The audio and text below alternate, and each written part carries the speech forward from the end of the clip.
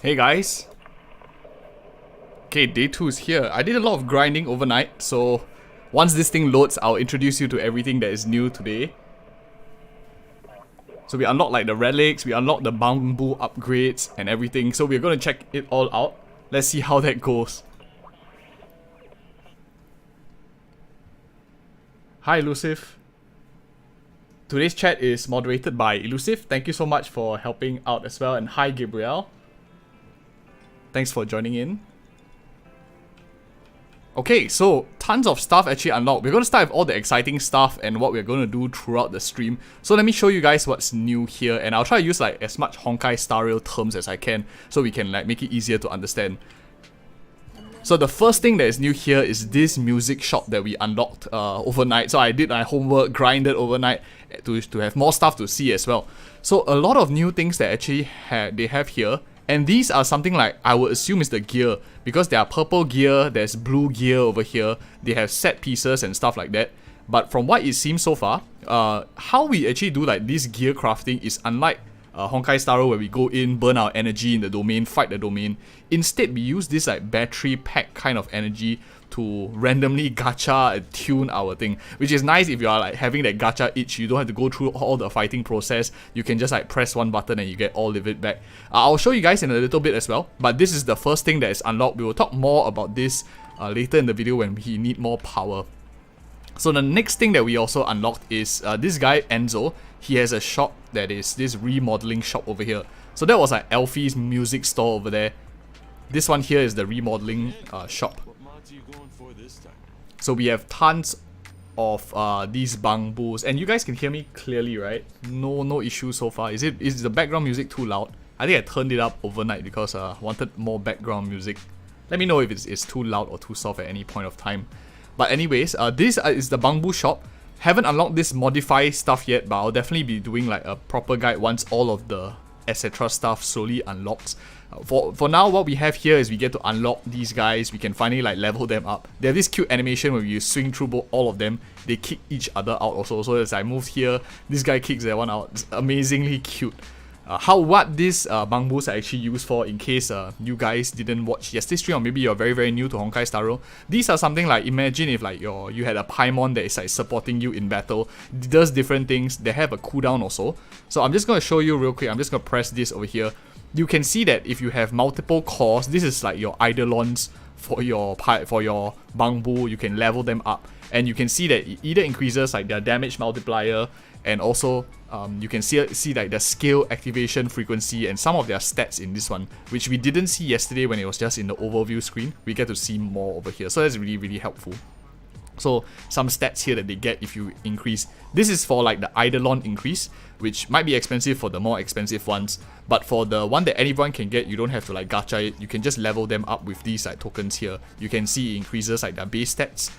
What this in turn affects is they pass on like certain benefits. So they buff the team's HP, attack, defense as a percentage of its HP and defense and stuff like that. That's why like leveling them up is still pretty good. So that's the other thing that we unlocked. We're gonna definitely dive in more of the bamboos in a little bit. Let me show you guys the last other etc stuff before we get into the fun stuff like gacha and showing some combat. So I think these guys I already showed you. This wasn't part of the plan, but I'm just gonna, since I passed by here, this shop, so adorable, 3 bamboos, they sell these level up materials for the elemental typing. So these are like your skill point upgrades, something like the Crimson, the note in Honkai Star Rail when you farm for like your erudition characters and stuff. These are more or less the same thing, and these are purchased with credits. Imagine in Honkai Star Rail you just use credits to purchase them. So these are of course the low tier ones to just get from level 1 to level 2. Thereafter you will need like the higher tier ones, which are now locked because my traveler level, adventure level is like not level 20 yet. So once I get there, then we will unlock more of the shop. So that is for these guys. These are for skill points for your characters, your real characters, and not like the bamboos and stuff. Are they edible? No, I don't think so.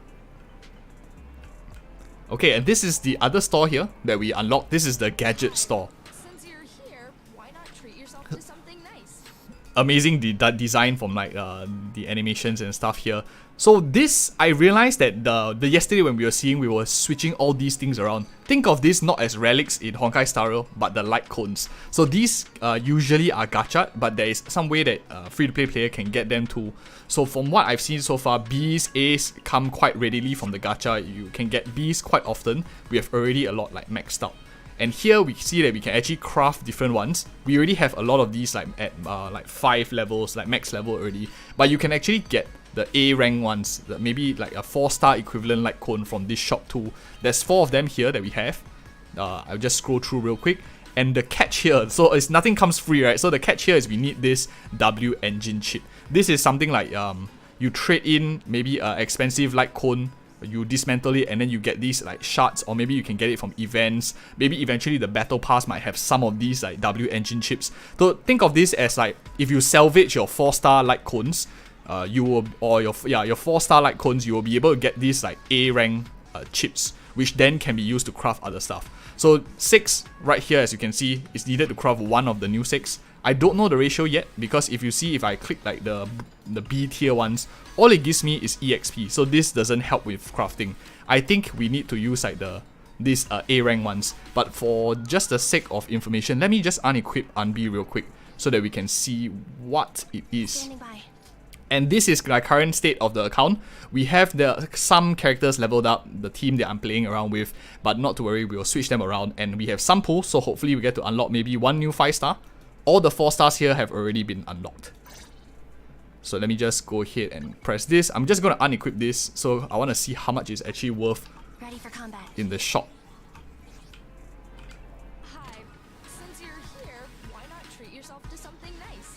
Okay, there we have it. So if you recycle a purple one, you get 1 of these. So the ratio is 1:1, and in order to like craft a choice one, you need to have this at 6. So anyone who like pulls a lot on the standard banner and stuff, you will have a lot of these spare light cones, or like the light cone equivalent, so you can use to craft something that you really want.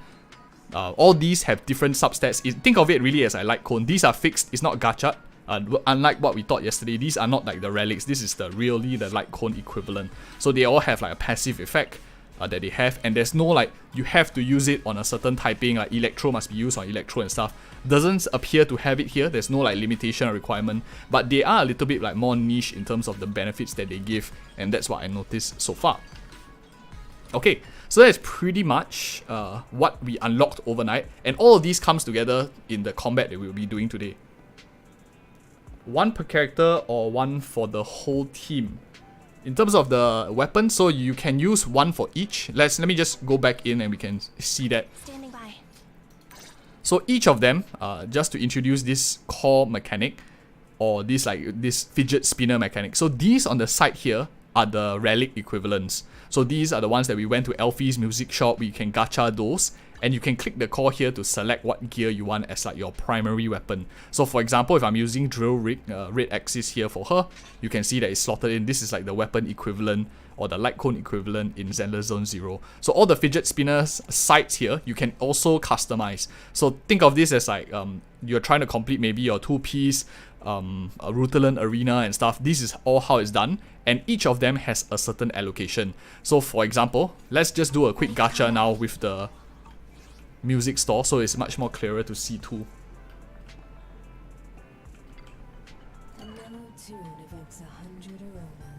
The way I don't know yet is like how do we get more of this. Maybe I haven't unlocked that, but I have like 90 from the event so far. So let's go ahead and tune.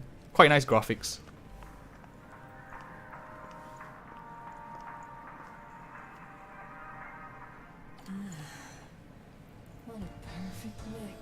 So this is an example of like gachaing your relics now. So just click 1 button, you have the animation and all of them come through. Each of them will have different stats, and notice on like the top left hand here, you see this like position it is in. So that is something like where the relic slot is. I think this is going to be very difficult to like classify. It's much easier to like say head, neck, shoulder, boots, body and stuff. This is going to be so hard. So is this like left, middle, or like maybe it's a position, how are we going to call it, A, B, C, D, E? I think that's a pretty tough one, but with the community together, we'll all figure it out how to label them. Or maybe there's a better way to label them, I don't know. So as you can see, different position for each of them, and they all do different effects as well. I think the set bonuses will be fixed. I'm not too sure whether this changes. We will have to see once we have more of them. But that's just a quick demo of a bit of gacha for the light cone or the relic shot in this game. So let me just go ahead back in here and equip one character to show you how it all falls in together. So right here, we just got this ecstatic punk here that we got, the anomaly rate bonus. We're going to equip that here in this slot, and you can see that now we have a full like 6 gear here. We can always just like switch out for the same color. So if you can see, this is like this pinkish reddish background with purple in front, and we can equip this, and you can see we unlock the 4-piece slots, a bit defensive in nature too. Hello Chiaki, welcome in everyone. Okay, so that's what we have here, and I think then a lot of, it might be like, it seems that you can go like a 2-2-2, or you can go a 4 and 2, and or maybe like a 4 and some randos. Who knows what is going to be the more optimal one, because it doesn't seem like they restrict us. For example, like the light cone and link rope kind of combination. All of these 6 seem to just like count together. So it'll be much more interesting because you can go a lot more combinations like 2-2-2, 4-2 of different sets and stuff like that. Quite cool to, in my opinion too. And at least because like if you have a good one here, your chances of using these pieces against others is much higher when you don't have that class restriction of one has to be farmed from the corrosion domain, one has to be farmed from the simulated universe domain for Honkai Star Rail and stuff like that. So I'm just going to complete this one. I'm just going to replace. I don't care about the main stats whatsoever now. I'm just going to just put her with this like general sets just to complete it. Ready for combat. Okay, let's go into the next thing that we unlocked today, and now let's see some fighting before we get into the gacha elements. So this other new thing that we unlocked is the VR headset. I think one of you was mentioning yesterday in the live stream that there is this like training battleground. So this is the, I would say like the equivalent of that training battleground unlocked. And what's cool here is, think of your domains when you're like farming, as for example, if you have, I can just click this button here, create one new domain. You decide the domain that you want to farm based on these templates that you're doing. So for example, I've labeled this one as the boss mats, I've labeled one as like the EXP increase domain, and now I can just go ahead and customize with all these cards. I think that these like cards can be will unlock later on, that we can actually like classify them and improve on the thing. But for now, this is what we have available, and you can see each of them have certain benefits. So for example, if you notice like these grey silver-ish ones, they level agents cap from 20 to 40, which is what is needed, like the ascension materials. Think of it like in Honkai Star Rail, like the ascension material boss. So if I wanted to level across the board, like all of them, I can select, for example, this guy is a strike agent, so anyone with strike, I can click on him. This is the same, so I can decide whether I want to fight a mechanical one or whether I want to fight an Aether enemy typing. So I'll choose mechanical since Rina is electric and Unbi is electric. So I'll prefer to fight against a robotic enemy, which Shock does much better there. We'll talk about all the elemental typing and stuff later on. As you can see, I did quite a lot of homework to be at least more informed here too. So this is a slash agent. I only have one of these guys, so I'm going to go ahead and like select this. So these are 2 bosses that we will fight later. So you will see one big monster, one robot monster here too. And last but not least, we have this other one, which is the Pierce seal, penetrating Pierce seal that we can go. Again, I can choose which one I want. For the mix, one is Aether, one is robot. Let's pick a humanoid, or human type enemy, organic enemy they call it in the game. To link. So in case you are wondering how do I know what typing they are, you can actually see it here. It's a bit small, so you have to maybe like look carefully. Over here, the words you can see is organic. You can see machine, ethereal. They do have like certain design similarities. This guy is like human.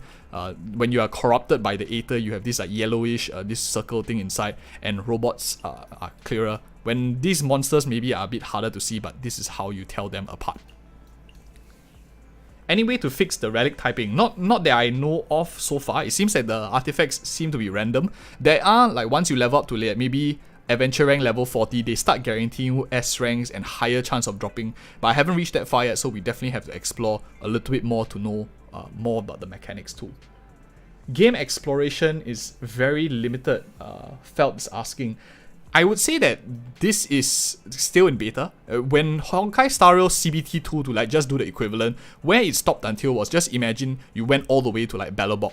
Like once you finished up Bellabog, that is pretty much it. I don't even think there was the fire fight, the fire MC. Maybe there was the fire MC, you got the fire MC and that's about it. But it's super limited. And maybe the Senso Lawful like just barely into it. So there was super little content. We didn't even have the museum. We didn't even have all the like the Senso Lawful deeper stages and haven't even finished the story. So I would say that the content so far is okay. It's not too bad, and considering this is just like CBT2, we still have maybe a good 6 months away if I'm just like doing the same comparison to like Genshin as well as for example Honkai Star Rails beta. So I don't think the exploration is limited yet. This is of course CBT beta. But anyway, back to this. I've already prepared one fight here with the exact same one. So I'm just going to click this start training. Same, I'm just looking for each of the advanced materials and I just pick anything else that we have that I'm looking to upgrade. So these ones are just like to upgrade my weapons. So let's start. And this is of course recharging energy. Each of these battles cost energy here. So if you select more like expensive monsters, you have to pay more resources. So I'm just going to go ahead and... Can I just edit this? Or do I have to set a new one? Okay, so in order to customize, if let's say I realize I'm lacking of resin, energy, fuel, I can just go here and click one and I take out the one that I don't think is important. So I can remove like this improve W engine coil. Maybe I don't need that right now. So I'm going to deselect it. Deselect is... Okay, yeah. So I'll just deselect it and I'll just take some simple EXP materials. So these normal mobs here, you can see these are all EXP materials. And we can go ahead and create. So now we are within the energy threshold, so we don't have to spend any premium currency. What's up, Minaswa? Welcome in. So this is the training stage. We can do some testing of different team compositions and whatnot later on. But let's just use a simple bangbo here. This is the bangbo selection menu. I leveled up the B ranks to like level 10. Have them like superimposed to the max already. So I'll just leave him as he is. I'm going to swap up Nicole for Anvi here. Andy, in position. So a double lightning and one ice. Or electric, they use it in this game.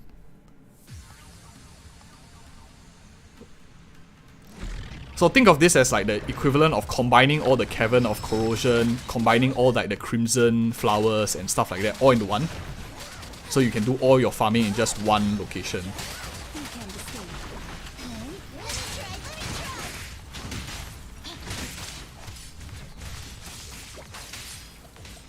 So these monsters are kind of like selected by us because we selected one of the weaker mobs here. So this is like the first stage.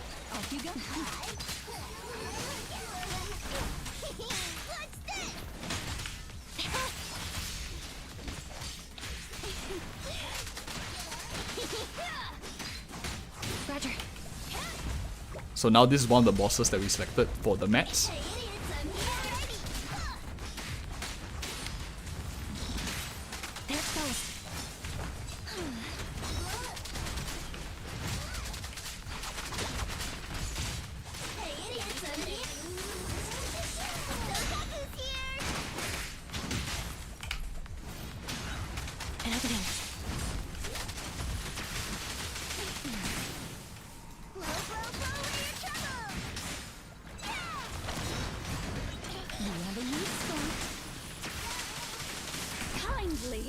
Fall into despair.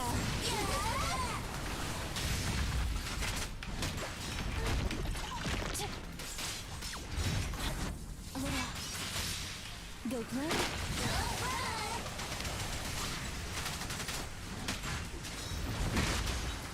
There it goes.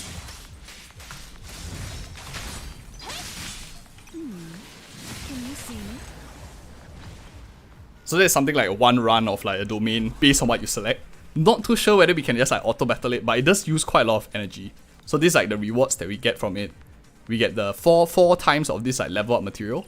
We get 4 of these strike ones. So I think all the characters are split up in their essential materials like strike, pierce, or slash. It depends on the typing. And maybe the typing does affect like how fast you break weaknesses and whatnot. But more of that will need to be tested soon. But anyway, this is the domain. How we burn energy is through this like mainly on a daily basis, as well as I think going into, for example, the main story quest and stuff like that. That's how you use most of your energy. I feel it's quite limited because as you can see, one entire run just in this domain already took up like 90, which is quite a lot if you ask me. So here is like some stuff that we can see that we can get. I do think that maybe there will be a domain to farm that material so that we can farm more of the elfie music fidget spinner shards thing for like relics and stuff. But I haven't unlocked that far yet. Do they have elemental resonance like Genshin? Let me see. Okay, so let me just go into this like menu here. For combat. I'm not too sure whether there is a element. It's a good question. So anyway, this is like the different stages. So I would say like as you get higher in your adventure rank, more of this will level up. For now, I think I'm the lowest adventure rank, I'm like 16. So I only get very basic materials. So the logic would be then apply. You don't want to use all your fuel and stuff like that too early on. Save it for later and blah blah blah. But we'll do more of that talking later on. So let me just do a demo. Can I? Okay, maybe this is not the best place. Okay, resonance, we have to check later, but I'm not too sure. From what I've noticed, I don't think there's such thing of like getting more bonuses from using a sync typing yet. But okay, that is the introduction for everything new, and we will dive more in like testing and team compositions. But first, I think what I am excited on also is like figuring what character to get. But other than that, other than gacha that we're going to do, we actually are going to get to choose a 5-star very, very soon. So if we can see here, this is of course only for the beta. They want us to test as many characters as we can. So these are like the milestone hits that we can get. So level 1, level 5, level 10, adventure rank, we will get certain things. That's how I got a lot of the 4-star characters from this like free stuff. So this is level 20, we are going to be getting a 5-star character that we can choose from. And also like some other bonuses here. And the 5-star I think is so far is only like the limited characters. And I don't think, and definitely it won't go live. I don't think they will put this benefit live. But basically, I think it allows me to choose this 6th character. We already have Rina, and I've played most of these other characters. I'm thinking of going for Grace because I didn't play her in the CBT one. But thereafter, there's going to be other boxes. So if any of you want any other character to me to play and showcase after Grace, do let me know also. If you have any favorites too, we can do more showcases on them. Okay, now let's do some pulls. Hopefully today I have better luck than yesterday.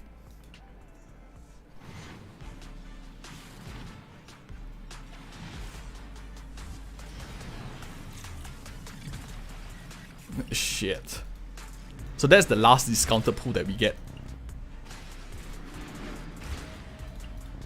So these are the light cone equivalents. This is the bangboos that we have. They form like eidolons and spare copies that we can use to like fuse them in to make them stronger. Or of course you can dismantle them for EXP. These like light cones are same like Honkai Star Rail, the 3-star low tier ones. They don't really give you much for dismantling them, just like some fodder EXP. I'm not too sure whether you can dismantle bangboos or whether they don't even come out, they just convert straight away to like the star glitter, star dust kind of thing. But I'm just gonna go ahead and skip it. Okay, this is a new one, a new bangboos. We'll check out his stats later on. So we have some limited pulls, so let's try to do a limited.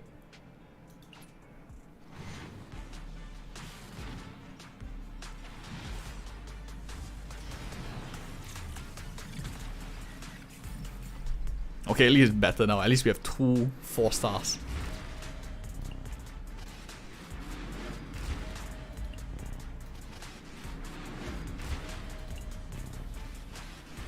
I'm not all combat, you know. I can help with bookkeeping too.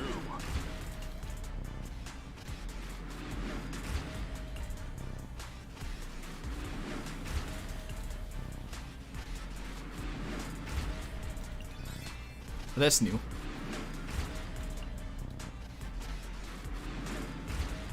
So I think when they have that glitter popping up, it means like it's a new gear. Because I don't think I have this yet. Okay, let me go here and convert some. We can afford to buy 1. Can do another 10. Nope, not enough for a full 10. How about here? Okay, I'm just going to use this premium currency for 10 here.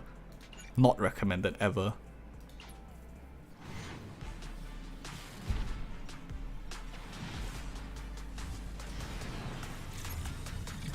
Finally, something good. Let's see what it is. Excuse me. May I help you with something? Anything will do, really. Oh, good morning. Are you the new client? Still, it's what what you're made of. Yeah, show us, show us. Of course, giving us a dupe.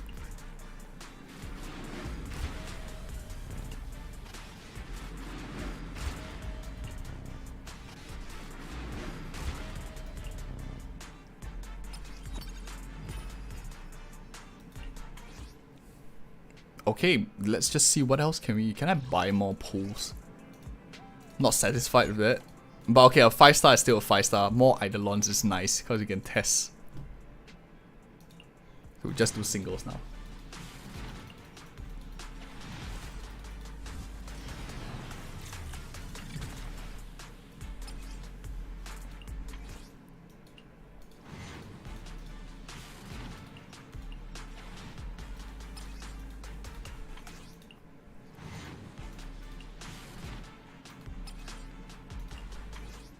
I'm just skipping because I know how bad the luck is.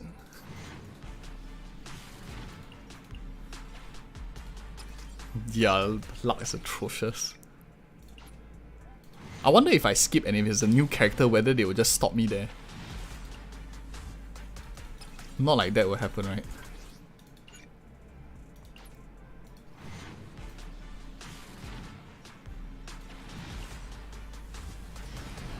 Felt asked, out of all the character roster that I have, which is the most comfortable to play with? I think depends. What do you mean by comfortable? If you're talking about, if we can go back into the character screen, I think I'll save the rest. But if you're talking about like what is comfortable, if you're talking about beginner friendly, like super easy to play, don't have to like dodge anything, I think Billy is one of the most like beginner friendly characters. He fights from very far away, so I don't feel too much stress of having to do that perfect dodging and stuff. But I don't think he would scale super well because he has a very low amounts of ability to stagger the enemy or daze in this fact. So what I feel like is much better is if you can hit that break on the enemy, like something like the break effect equivalent of Honkai Star Rail. I'll tell you like how to look at it later when we go in the game. But that's his like downside in my opinion. Doesn't get that break. And when you break like enemies, you have that, you know, this like motion, and then you have this bar that you can choose who do you want to swap in. The animation actually does quite a bit of damage when they swap in because they do like special attacks. So for example, if you have I think where the swapping in is this chain attack here, when you have that break, weakness break so to speak on the enemy, you get this chain effect where they can just come in and do like a special skill, which is like a proxy for their ultimate in my opinion, because the damage is like not a lot, but it more or less does very similar to what she does here, at least from what I feel so far. So comfortable for beginners. I think Billy is going to be very nice to play for anyone new, but I feel that any ranged character, for example like Rina, also very comfortable because she's like a hybrid. You can go in close, you can go in from far. Very, very useful. Simple to play. Unbi I think is probably the simplest out of all of them. She doesn't have too many gimmicks, doesn't have to like get stacks and all of them. So the 4 stars so far, these are like easier ones to play if you're talking about comfortable in terms of easy. Comfortable in terms of scaling, that's a whole different question. If we are talking about characters that I think will go very far, I think Sokaku is one of them. This character does quite a lot, and if you see here, she has certain stacks on her fan that we found out also from one of you guys mentioned and I started reading more into it. When she gains certain stacks, she will have like certain buffs that she can get. She gets ice, invulnerability, she draws in units also and buffs the team in certain aspects. We'll do like more guides on her. But characters like this that have like a swap in mechanic that is slightly supportive, a bit of CC, is always good when you have a quick swap kind of team composition where you can rotate between your characters. So I think Sokaku is one of them that is comfortable, that I think will fit into a lot of comps. Nicole is another character that I think is going to be very, very comfortable to play like in many, many teams. The reason for that is I'm sure you guys notice that she has that ball that sucks in enemies when she uses like her ultimate. If not, I will show you later on. But Aether is also an interesting element because all of them have different effects. We'll do like more guides on the elemental stuff later on. But Aether, as you can see, when you deal damage and you accumulate enough, causing the corruption to the enemy, it does additional damage when the enemies are attacked. So she becomes like an off-field DPS sort of thing. I think corruption will be interesting to play. She's currently the only character that I know so far, like all these characters. She's the only one that is Aether.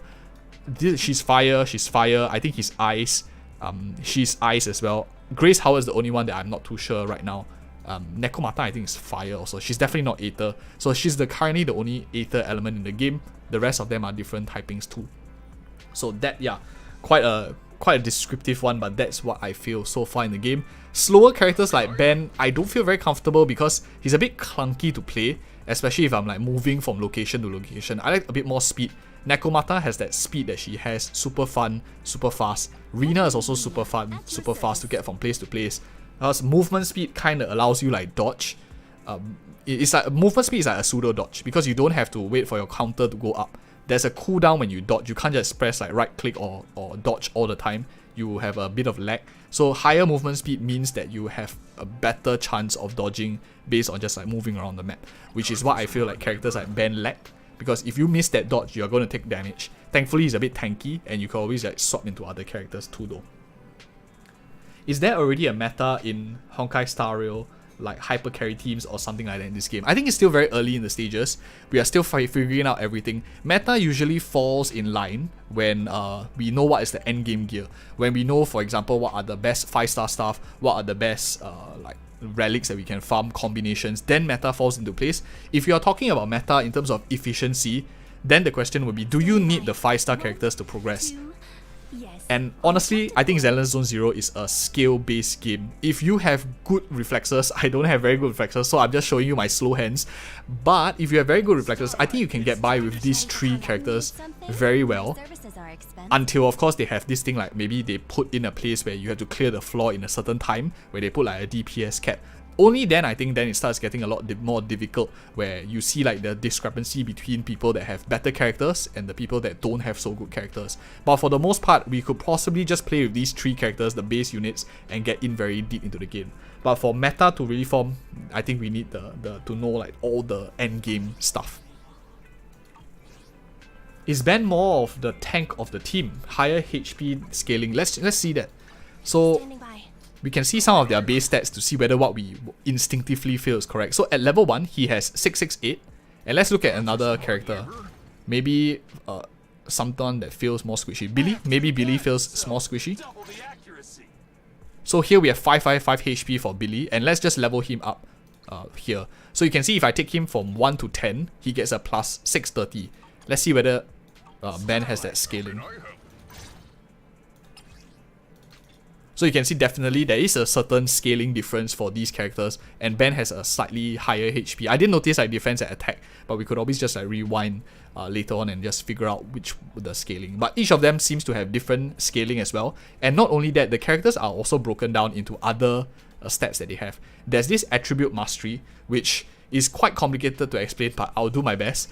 So attribute mastery is similar to elemental mastery. The more times you hit an enemy with a certain elemental typing, they will actually get this thing called attribute build up, which for any of you Genshin Impact players, think of it like hitting the enemy with multiple fire, multiple pyro, or Honkai Star Rail, you're hitting the enemy with lightning, you're trying to break the gauge. Once that bar breaks and you hit the break effect, you will trigger the additional effect from your elemental damage. So here we have fire, and once you hit the build up, you keep doing fire damage, you build up this accumulation of this attribute anomaly, and once you have enough, burn will then be proc, which has certain effects. So that is like in a nutshell of this effect. So that's one stat that took quite a while for me to figure out as well. Other stuff that they have, we have impact as well. So daze, I don't exactly know 100% what else daze does, but daze is this bar that you will see below the monster's HP. Once you hit like a higher amount of daze and hit the max, you will have that quick swap in, quick swap out kind of thing where your teammates can come in for a chain attack, they call it in this game. I would say it again once we go into the demonstration of fighting, but this is just like some stuff that they have, a bit different from Honkai Star Rail and a bit different for Genshin Impact also, these 2 games which I played in the past.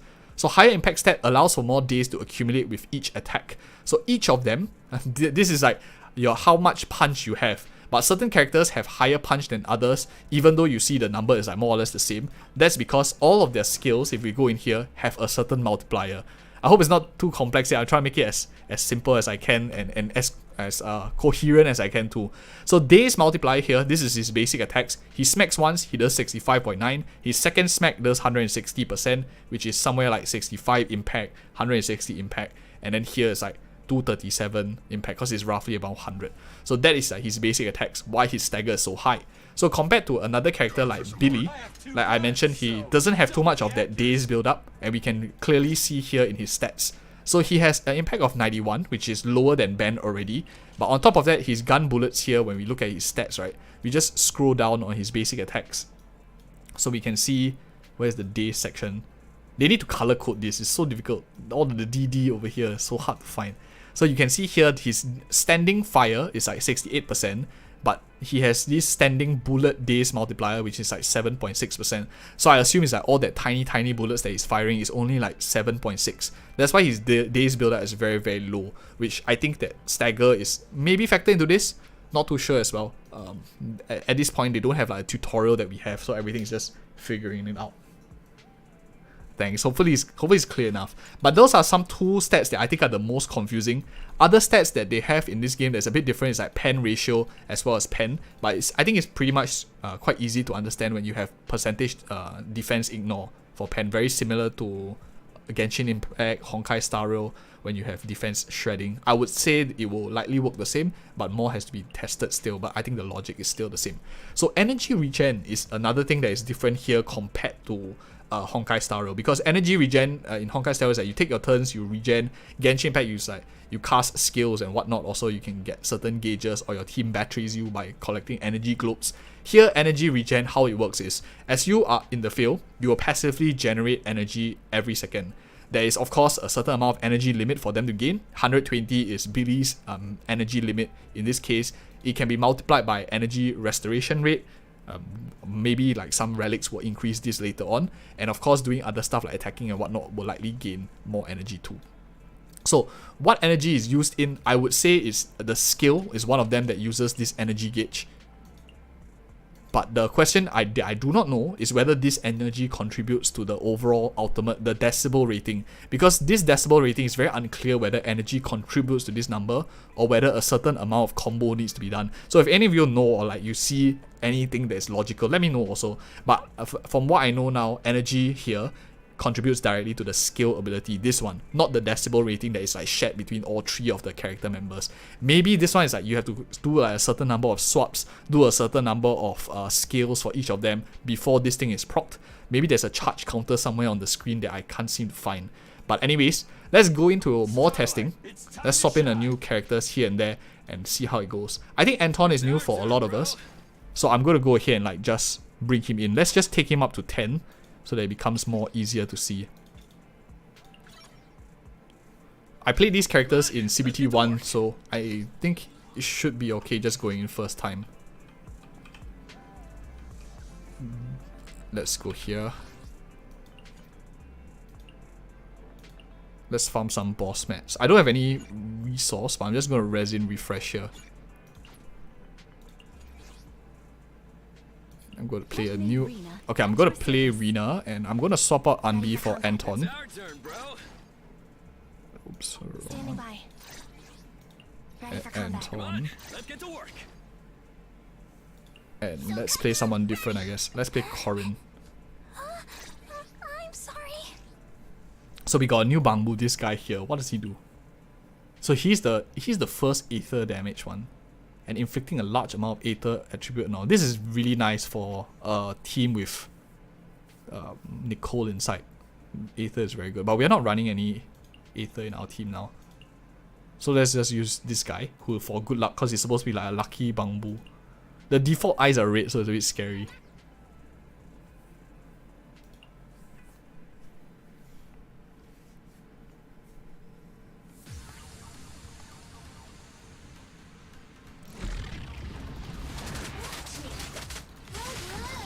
Okay, so like I was mentioning, let's just switch to a character that is faster. Okay, she's quite fast. So if you notice these guys here, right?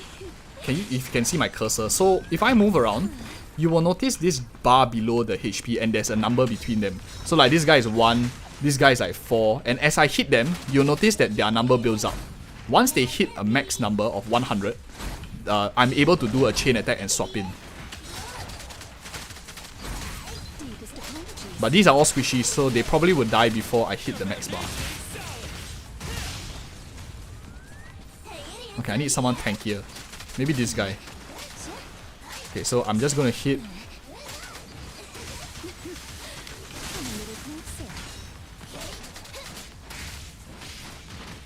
So you can see Now 75, 88, 86, 91, 96. Okay, I have it on manual, so I'm still figuring out how to prop that thing.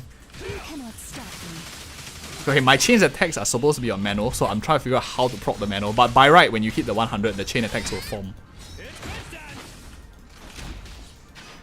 Yeah, it's very similar to Honkai Impact 3. Because it's like a QTE game, so like a real-time responsive game in terms of the combat. Okay, let me just go back.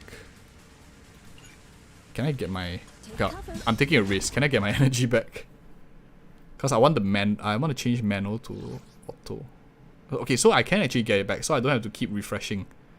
So let me just go in here. So this is why like it doesn't automatically prop. When you have it on manual, you disable that chain attack that comes in. So I think I have to hit a heavy attack in order to... When the enemy is like has that max gauge, hold down the attack or special attack. So you have to hold it down, then you get to hit to trigger a chain. But anyways, I'm not going to do that. It's too tough for me right now as a noob. You can't control the bamboo. So it's like just some random... This guy is just like some random doing his own stuff.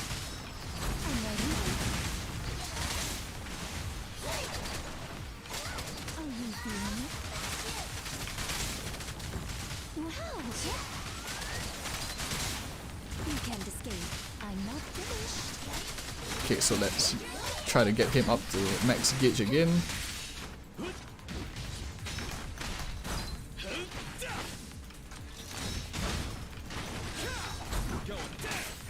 So 100 soon.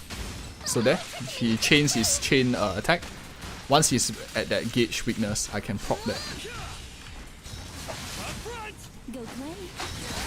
And I assume like when he's in that state, because that stage lasts for a certain amount of time, any other heavy attack will proc the thing. So once you hit like, a certain amount of stack, it's nice to use all your skills on the same target. So I'm gonna try to get the stacks all at once.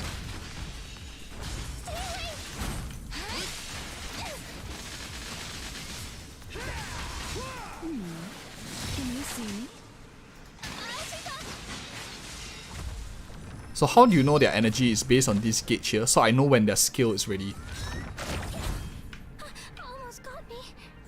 And it seems like a perfect dodge gave us this decimal. This thing has something to do with like the amount of decimal rating that we have to get our burst. Because when we did that dodge just now, this thing came online. So okay, we can always look at that more, but let's fight this thing first. So I want to build up some of his energy. You can see his energy bar here slowly going up. And we get it from like being on the field, doing stuff.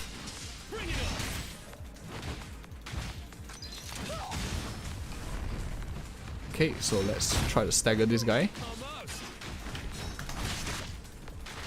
And then we will launch like a full combo, so we have a lot of chain attacks. Try to get him up.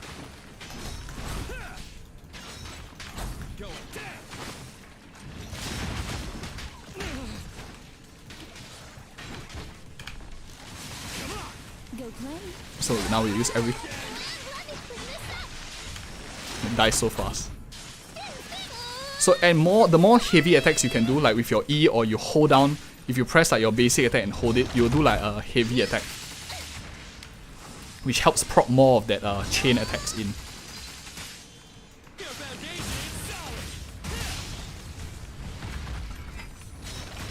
Okay, let's try to use this.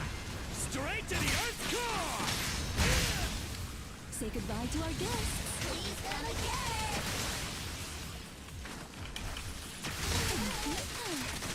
Yeah, it does seem like this is some kind of decibel rating. So every single action that we do seems to contribute to this decibel rating. But staying still doesn't do anything. Hitting does. If I basic attack, this number goes up. So it seems like every certain things, perfect dodging, ultimate skill, everything contributes a little bit here and there. And I think in a different multiplier. But we can investigate that in a bit. And unfortunately, I killed the last boss, so I have to waste more energy. But that's fine, because I don't mind burning a bit of energy so we can get the next 5-star character or the S-tier character real soon.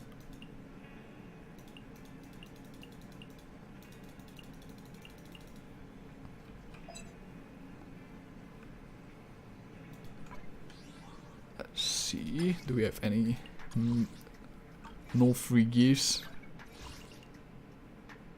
Perfect dodge seems to be above 300 decibel.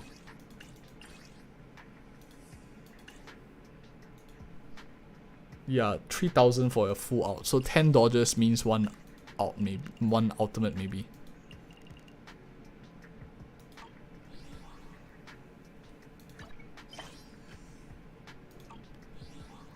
I'm trying to find ways to get more energy for free. Because I probably need to refresh this like 3 more times in order to hit the next level. Or I could just do quests at this point.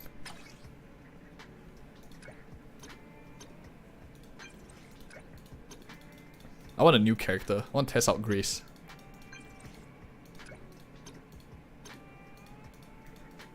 Maybe you should do some side quests so we can get the EXP. Anton feels quite good so far though. Standing by. It's our turn, bro. Feels a little bit better now than before. Not too sure whether they changed any of his skills. I have to check my database. He deals a lot of impact damage and he's faster than Ben. A lot of heavy hits also. He's electric as well. Pierce electric, so might work well if you have like characters that are electric and other damage typing. Is Ambi Pierce? Come on, let's get Ready for combat. Ambi's slash and she's electric, so they work quite nicely together, I guess. Yeah, I would assume that he was fire too. Felt like a bit fire. But this means that like the damage typing, whether it's pierce, slash, or strike, doesn't impact, no pun intended, how strong the impact is. Because his impact is very high, but he's using pierce, which is what Billy is using also. Maybe it's like the gun typing, so his weapon damage type is like pierce, which is like means sharp piercing damage or something like that. So it's good to know that this thing doesn't kind of determine how strong the day's build up is, whether it's heavy attack or not. So it's quite independent. So this is just like weapon typing, I think.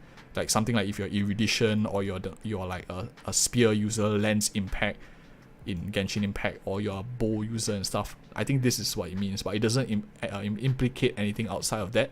And so far from what we've seen, anyone can use any core. There's no core that is like specific for a bow type user, a pierce type user, slash type, erudition, and blah blah blah. None of that is being implicated here so far. And a lot of the effects, as you can see here in the weapons, is very general. Like it has a chain attack increase, which any typing can use regardless of what element. So here's like basic attack increases more days, which is very generic again. Which it makes it quite fun because you can really choose and build your team compositions in very different ways based on changing the gear. It's not a simple game to play, it's definitely much more complex because there's so many things involved, and it's also like real time and 3D too. Definitely fun for anyone who likes a bit more action. Less thinking, more fighting, compared to a game like Honkai Star Rail, which is more strategizing and thinking and resource allocation.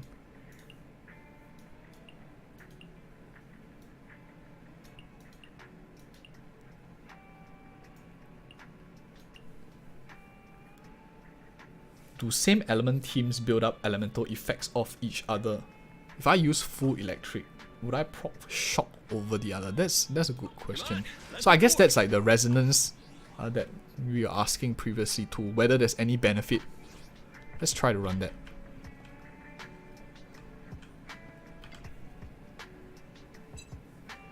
I can't do it? Why? Oh, I have to take a nap. Of course.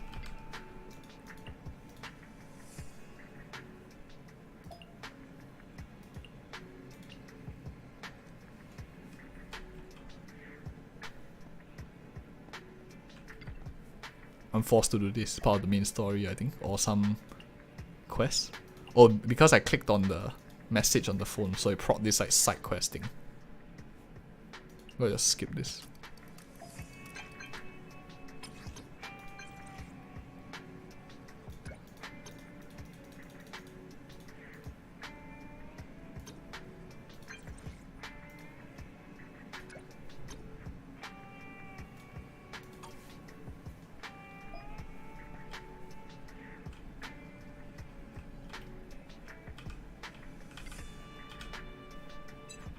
still can't do that.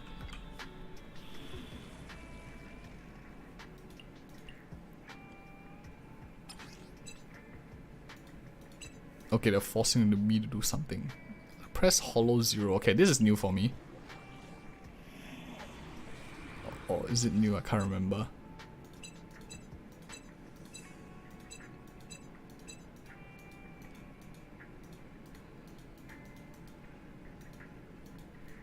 Press leader to continue here. Ready for combat. Click anywhere on the screen. Experienced agent is always a good choice. 1, 2, yes, all accounted for. Oops. Head Maid Rina, at your service. Press squad member. Is this like maybe like the abyss or something like that? Not too sure. So 1 electric, 2 electric. Ready for combat. Ooh. Standing by. She doesn't select. Why does it not go in? Ready for combat. Is it It's our turn, bro. Come on, let's get to work. so cut? Standing by. Okay, full electric team. What the heck is this? This is like investigation. This is the score, I guess. So if you hit certain score, you will get certain rewards. And it resets. So if there's a reset to it, like a certain amount of day reset, I think this is the equivalent of like the Spiral Abyss. So you can go up higher. But we have to see. Let's just play a little bit more. So one full domain probably is going to be some kind of exploration. So it's not just fighting, it's going to be that whole puzzle thing.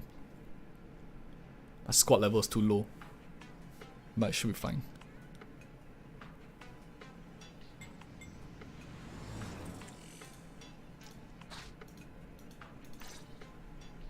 Okay. The HDD system's comms link and the diagnostics criteria are all fine. At least we know our equipment is up to the challenge. Don't worry. I am here to ensure that you will also be up to the challenge, Master. That's a great attitude to have, but Hollow Zero is extremely dangerous. Fairy, you haven't forgotten anything important, have you? Challenge accepted. Searching the Hollow Investigative Association database for important matters pertaining to Hollow Zero. Query complete. Hollow Zero is vast in size, with many layers to explore. Ether activity inside Hollow Zero is volatile, and any activity here goes hand in hand with the threat of corruption. Inside, a small number of stable areas exist, which provide excellent entry points for further exploration. Not bad. By the way, Fairy, that right there is what you call provoking. Excellent explanation. Barry really did her research. Be careful out there, Belle. I'll be providing backup for the agents outside. If you come across any of those stable areas, call them in to help out. Leave the exploration to me. Master, entry into the outer areas of Hollow Zero is confirmed. The Investigative Association has assigned this hollow the highest danger level. Expect intense ether activity and a vast area for exploration. Seems like I start off with 1 unit only. And this is like a full-blown roguelike already. So this is a very accurate representation of the difficulty level, kind of, in terms of how Zenless Zone Zero might move on in the later game. So this is like kind of like a free roam kind of event for me already. It's not like a side quest or anything.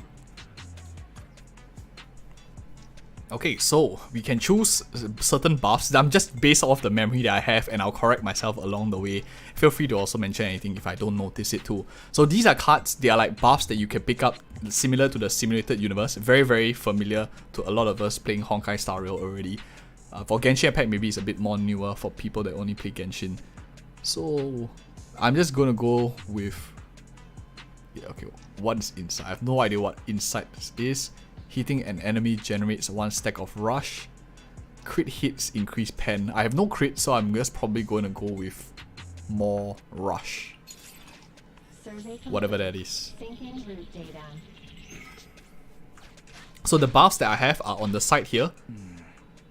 I can only verify a few areas. And any activity I take will build up like my this corruption meter. And the more I have, the more debuffs I'll get. Each of these tiles has like a certain situation that will happen. So these kind are like monsters. So if I go in up or down, I'll face a monster. There's a gold tile here that I want to get like a bit more of these gold. So I'm going to go up and fight something here. So like that's the example of like choice. If any of you like choices matter or these like roguelike kind of games where your decision implicates your performance, you can use like your skill diff to get better and overcome bad decisions and bad luck. But it does affect the runs eventually. So the wealthier you are, I guess, more damage means you are able to have bad luck more often, or don't care like what is the decisions you take, I guess. So you don't have to think as hard. Okay, let's try to proc a shock so we can see some anomaly build up. And I only have one character here, they don't allow me to like switch. So I only have one unit here.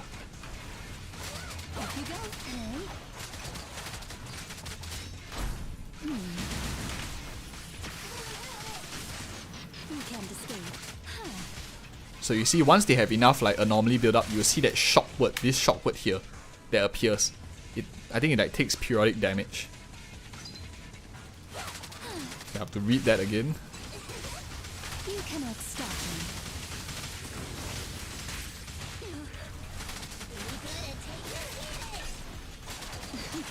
Probably like the hardest will be the start because you only have one character. Dance, dance. Let's not disappoint our customers. So I took a damage and I got like 300.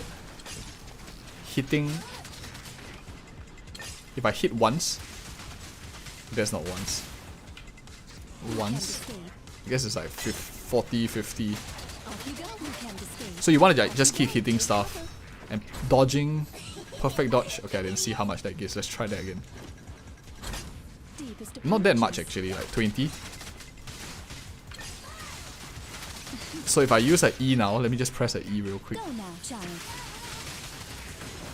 E gives a lot. Maybe it's because it does a lot of instances of damage.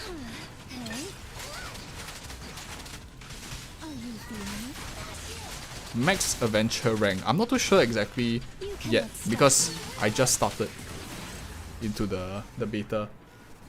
But so far it's like 50 based on the highest difficulty that is in the game so far. So not too sure whether we can rush there. Maybe if we keep refreshing every day we can go higher. But I don't think there's a point like reaching max adventure rank. I just want to unlock the more higher tier stuff. That'll be good enough for me. Don't have to like reach adventure rank 70 and stuff, if there even is such a thing. So here another choice. After completing like a domain, same like the simulated universe, you can see the buffs that you have so far. And if I recall, like the more buffs you take, bad things will happen to you also. So the more buffs you have, maybe you attract like more dangerous situations. That's what I remember a little bit. Not too sure whether we changed that. So we have special attacks inflict more days, dodge counter deals more damage. When recovering from stun, the attack is reduced by 15%. So this seems pretty general. Any character can use this when they get stunned, lowering their attack. Let's take this. Master, and it is a good place to pop.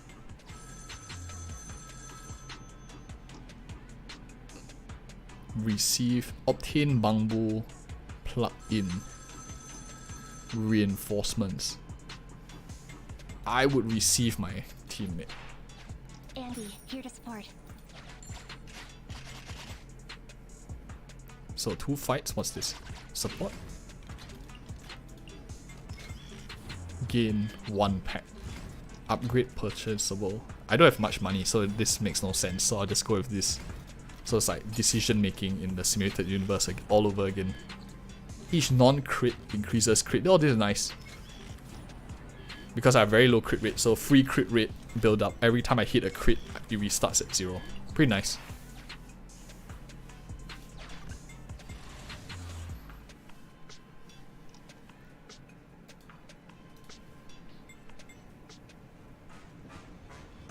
So one of the things that I was asking myself is how do I know how long these like maps are?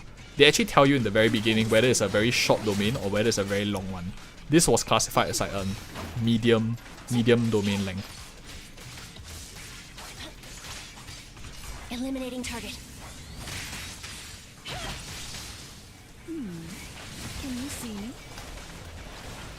Chain attacks give quite a lot of charge. I'm just looking at the charge counter.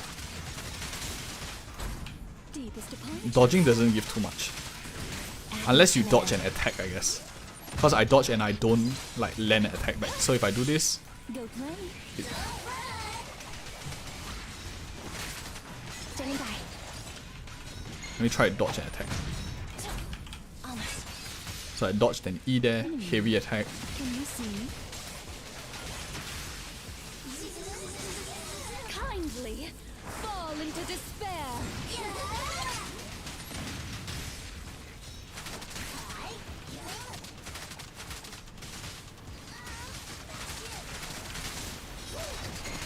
Copy that. Go play.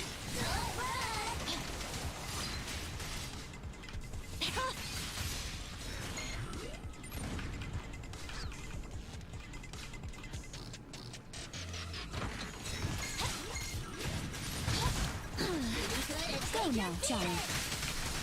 You cannot stop me.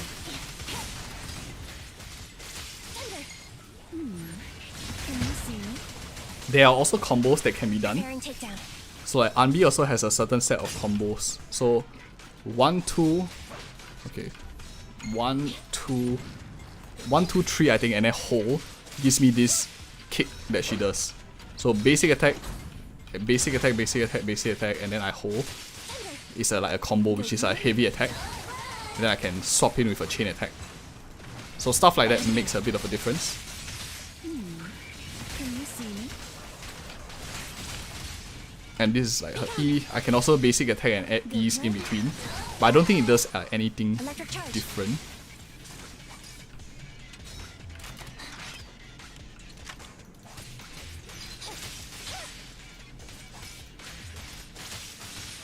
Can you see?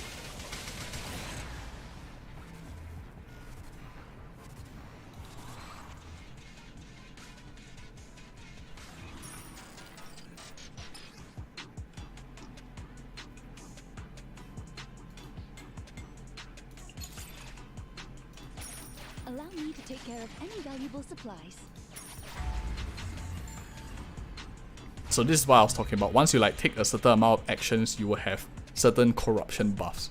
So now you can see like they nerf important things. So these buffs can range from a wide range of things. Dodge cooldown. So if you have any teams that rely on perfect counters, this really nerfs your entire squad. Gear coins. And it's random. Just like the one in that movie.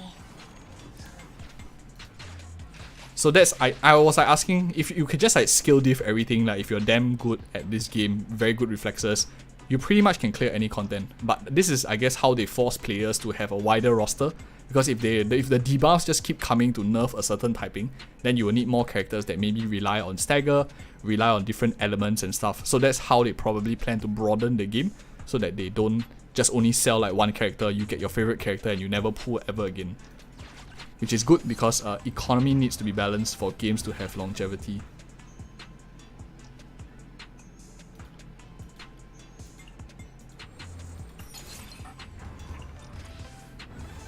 We can get this because we got the other one, so they combo together for more damage. We could choose not to buy anything also, or buy everything. Because we're poor, we can't get anything. So exit. So that's like a shop tile. Gear coins. Just like the one in that movie.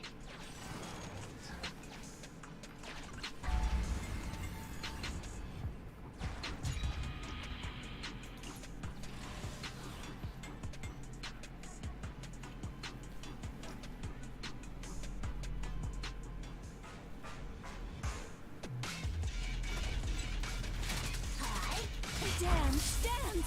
Let's not disappoint our customers!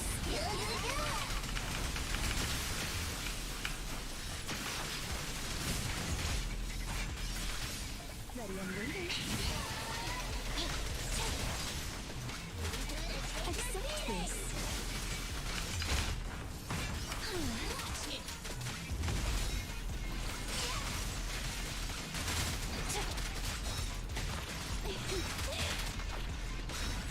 Roger.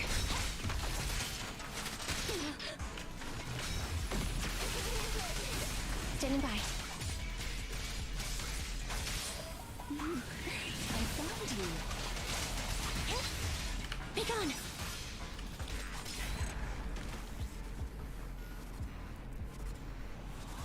Another thing is, I'm not too sure whether you guys are noticing, but you can actually choose when to swap your characters in. You don't have to wait for like certain buffs that happen. And let me just show you real quick. So because I cleared like this domain, it gives me a benefit. I can remove a debuff. I'm going to take away like this one. So not only do they nerf you, but sometimes they also like give you certain helping hands of removing corruption that happens. So it's a bit balanced. It's not just nerf, but maybe it's also like because it's at lower difficulty and whatnot. Let's use this damage.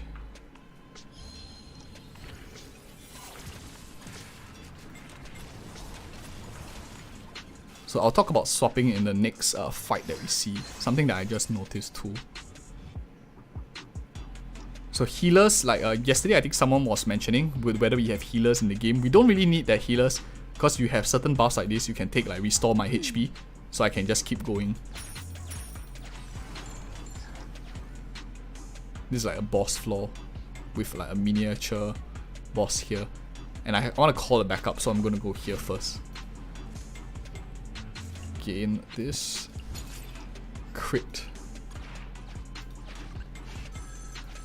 So I want my support. So now I have a full roster into a fight. Okay, let's talk a bit about swapping here.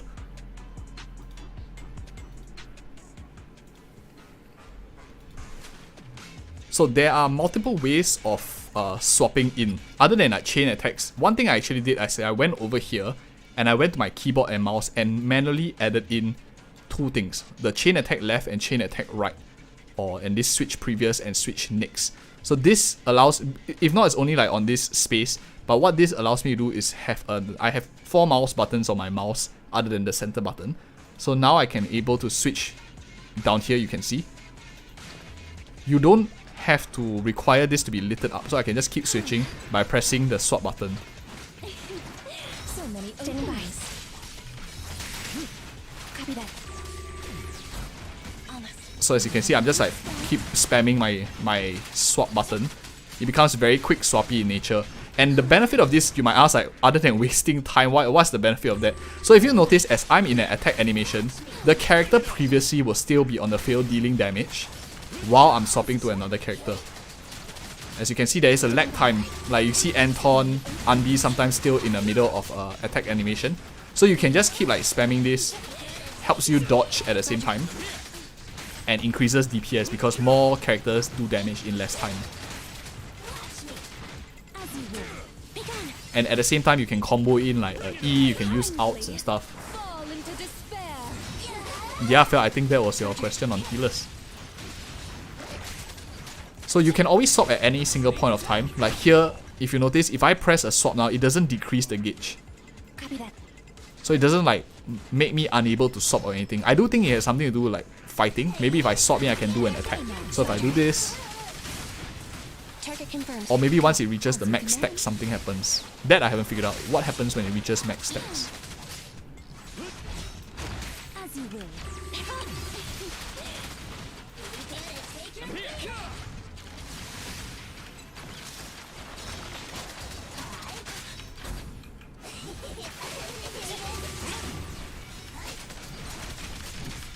So I think putting the swap button on a very convenient button is quite important, because it allows you to do like these quick swap combos. Not disappoint our customers. Roger.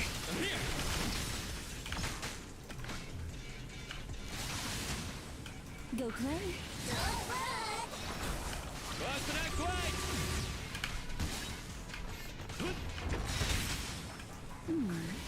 Can you see me? Yep, the swapping mechanic is definitely a lot more smoother than in Genshin.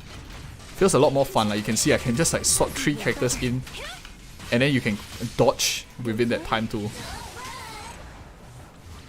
I think the skill difference of a good player and a slow hands player becomes more obvious, but as I'm getting more and more used and more familiar with the game, it does feel a lot more fun now, and especially when you can hit those combos much better. And I think with more practice, it just gets better and better. So if for any of you who like that skill diff, get better at the game without paying money or farming, in terms of just practicing more, I think this is a game that definitely does that for you.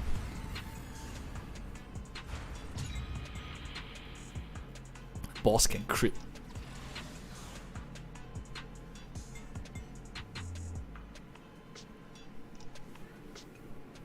the damage numbers are not like super representative because she is level 20 and the other two guys are like 10 each.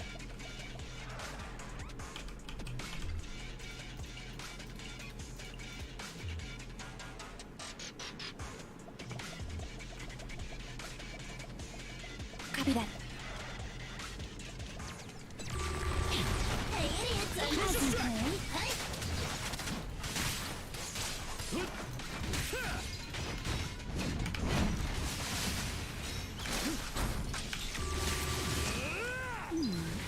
Can you see me? Preparing takedown.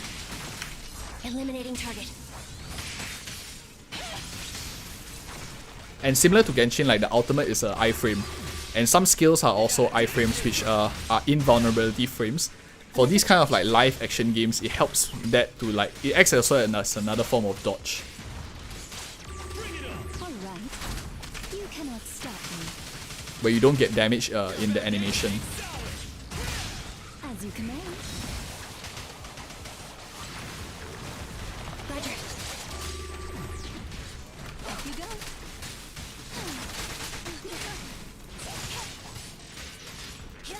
Thunder.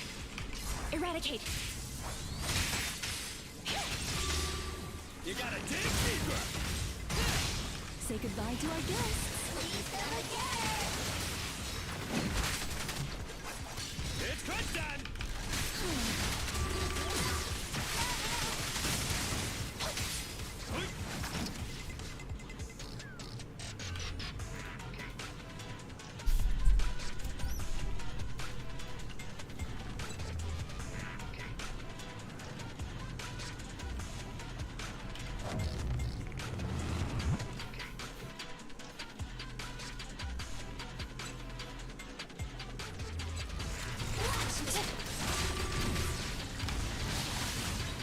You have a weak spot.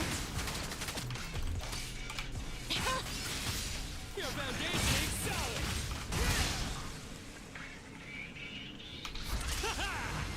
Straight to the earth's core. As you command. I will never back down. You gotta dig deeper. He's quite fun actually. I like him more now than in CBT1. There's something about his animations and like the vibe of it that does a very nice feeling. He's like Unbi but a lot more oomph.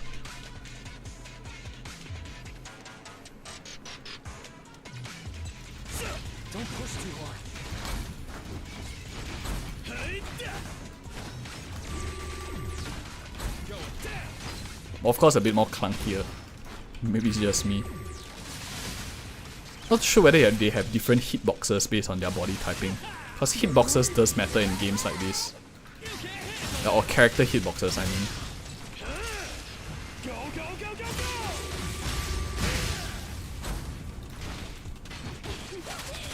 An opening. Can you see me? Preparing takedown. Be gone. Your foundation is solid. Say goodbye to our guests. Please come again.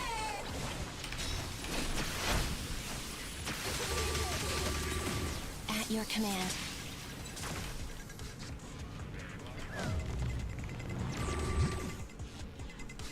Yeah, can't tell whether there's more shock, but because the only thing that's happening is shock, so not too sure whether it's just because of that. But I guess it forces the shock to proc faster if everything is hitting shock. You gotta dig deeper. Electric charge. I can be everywhere. Standing by. I'm still not too sure why there's these like three gauges here and now it's lit up. I have no idea how to use this to make it like grey again. Because when we first started this match, it's fully lit. Go play. Preparing takedown.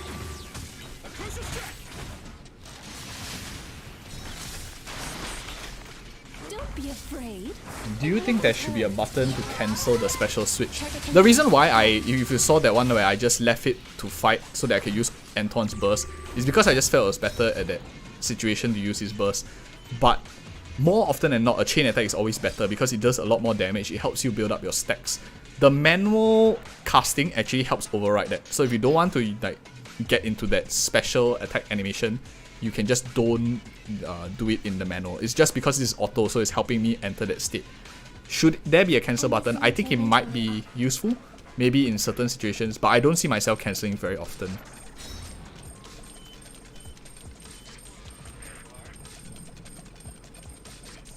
It's like Pac-Man, oh my gosh.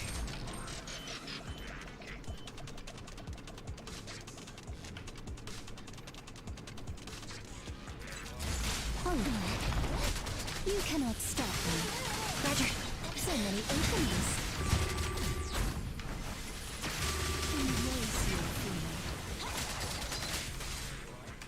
Be gone. Can you see me? Electric charge. I think my Anton died.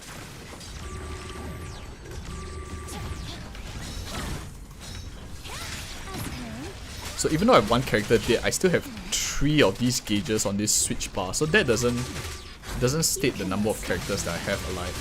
They're close. Neutralize.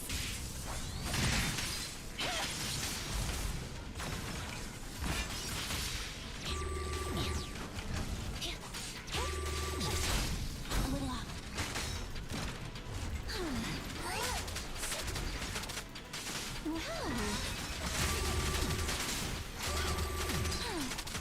So fast moving characters like these definitely feel a lot more better to play, especially when there's so many things happening on this battlefield with like the laser lights. At your command. And it allows me to keep building attacks, my gauges, because she has range. So it allows me to just keep stacking the decibel, so I can move.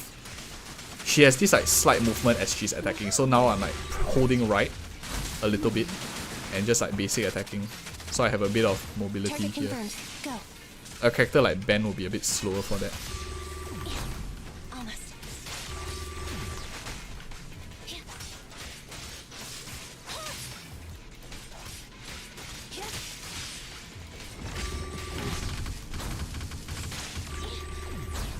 A little off. You can escape.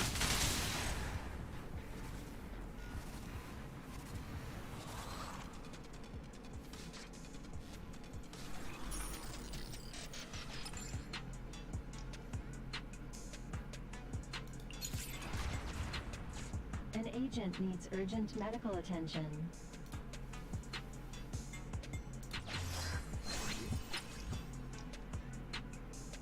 I wonder if I click this, does he revive? Okay, so it doesn't. Question. Squad members require healing. Yeah, I know that. I can see that.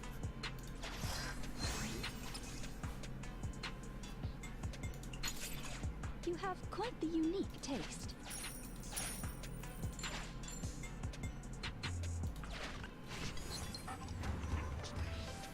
So there's even like this risky transaction. Let's click it just for fun.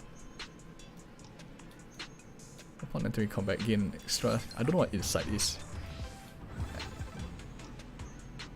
Let's just get this.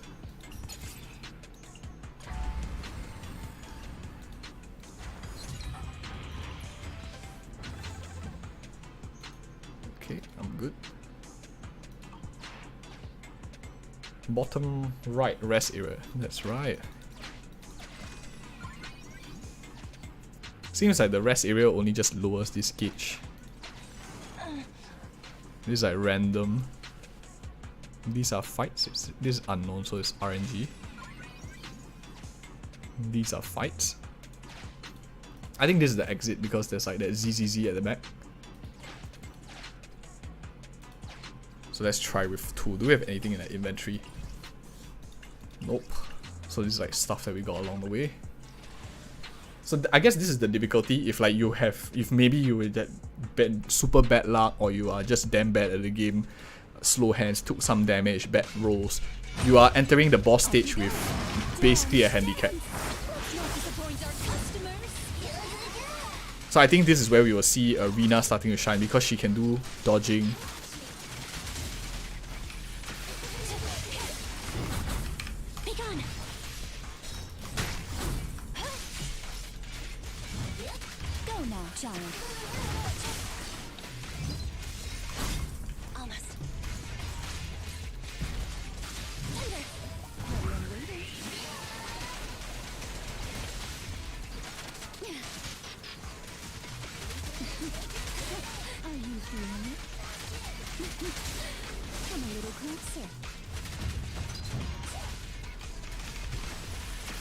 So I'm just kiting him. So with regards to like the comfortable question, Eliminating target. I think stuff like that makes it a lot more comfortable, especially when we are behind. Be gone. Outmaneuvered. Oh, that's a lot of damage.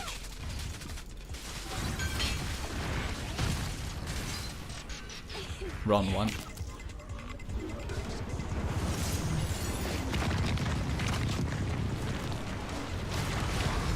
My characters are also below the recommended, so they're like level 10 on a 20 floor. She's level 20 though, so maybe she can carry.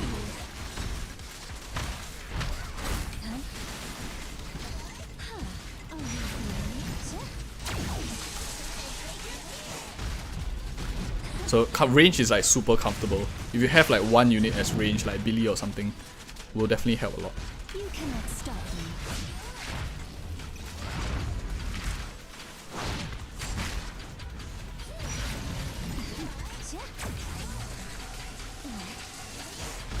Go now, child.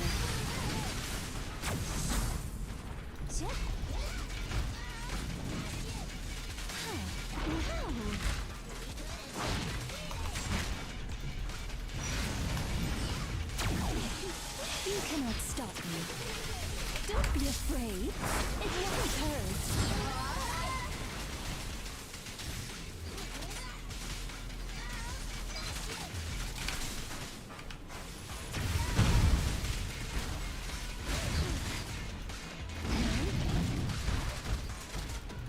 Are you feeling it?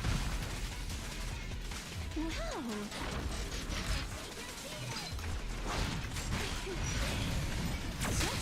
Oh shit, that crit. Does a lot. I think it gets better once you like learn the boss mechanics and stuff like that too.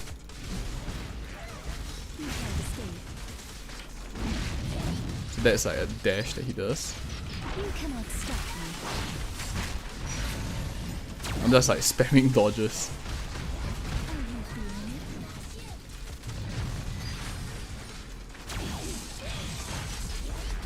Range really helps a lot.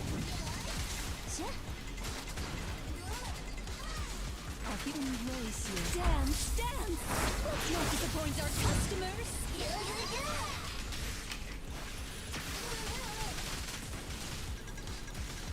It's hard. It's quite difficult. And this is an even leveled fight. I'm level 20, boss is level 22.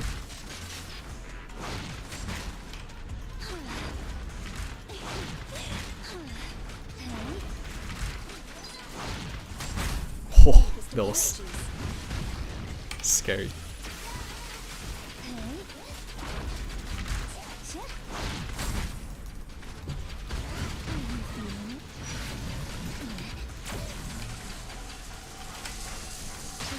Oh. There was a cooldown on the dodge.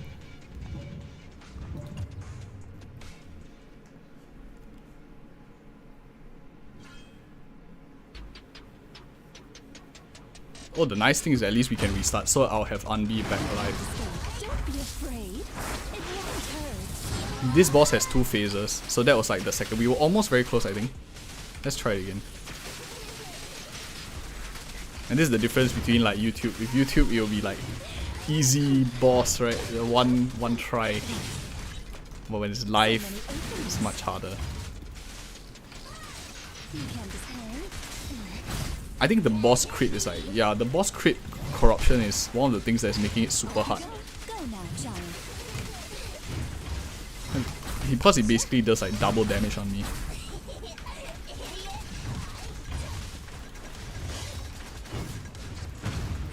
you feeling it? I found you.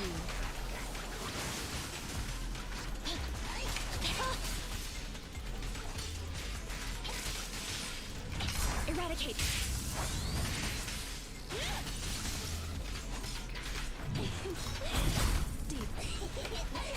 So bosses like this, I think range works a lot better. So I'm a bit scared to use like Unbi for a lot of the fight. So I might have to use her as like a mid shield or something. Because the one that's going to do the damage is Rina.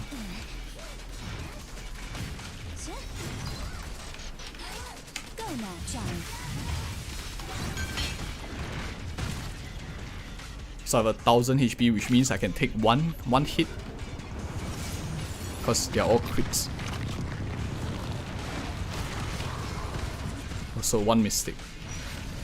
I'm allowed one. And so I don't know how to predict that laser. It seems like it's like super random. That's the thing that killed us. This one is straightforward. So this jump twice is an immediate attack. This is a dash. No, it's still jump striking. This is the bamboo that's helping us there. So that's a straight laser. Outmaneuvered.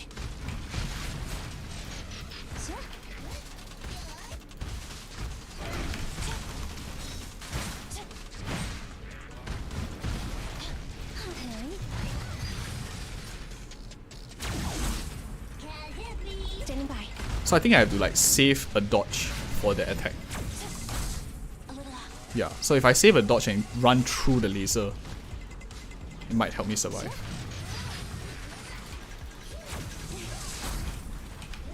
You cannot stop me. Dance, dance. Let's not disappoint our Maybe I should actually like save the burst in case I get hit. He's almost about to be staggered, so I'm gonna try to force in the stagger.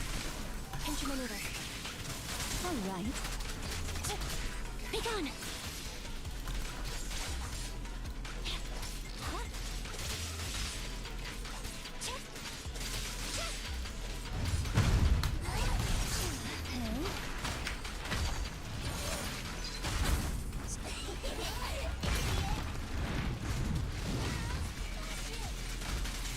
I'm not finished. You cannot stop me. Off you go. Huh. I'm not finished. Okay, this is the laser again.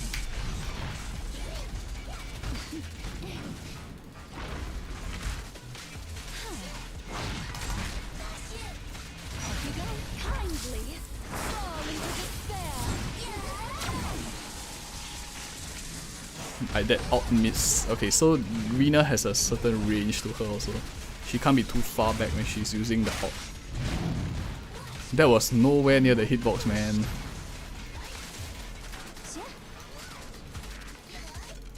Are you feeling it?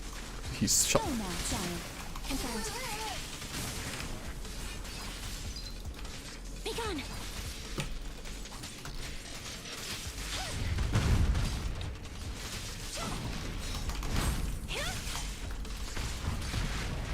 Thunder. Almost.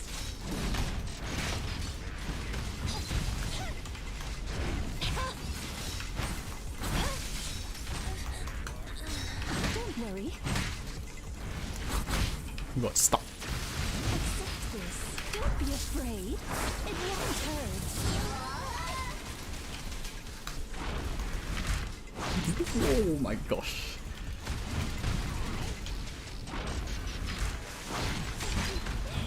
You cannot stop me. Oh, finally. Ah, that was hard.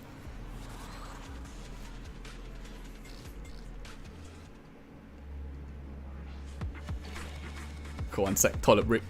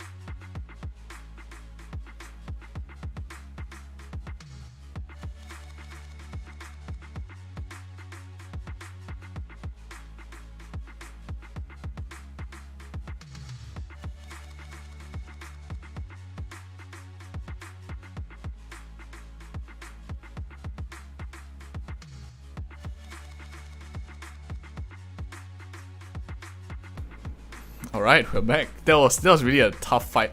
I think it's made tougher with a lot of things, and maybe it showcases like how ZZZ is going to really be, because that's what I remember ZZZ to be. It wasn't a walk in the park. It was definitely very exciting. Every single battle at the later game really becomes like that, especially if you are, I think if you're free to play, you might not even have access to like characters like Rina. So imagine if that was like Billy and I would have to be trying to dodge with Billy. It's really painful. Very, very tough, especially if like the boss can deal crit, which he was dealing, I think, the 3 times or 4 times that we got hit. Most of them were crits, which is quite crazy. And all of these, of course, very crazy. Maybe that's why so many traps were shooting so much, because of this debuff that we get. The corruption is not, it's not like Simulated Universe, where you can kind of get a buy with the Simulated Universe debuffs because they aren't that bad. But this one really is quite tough.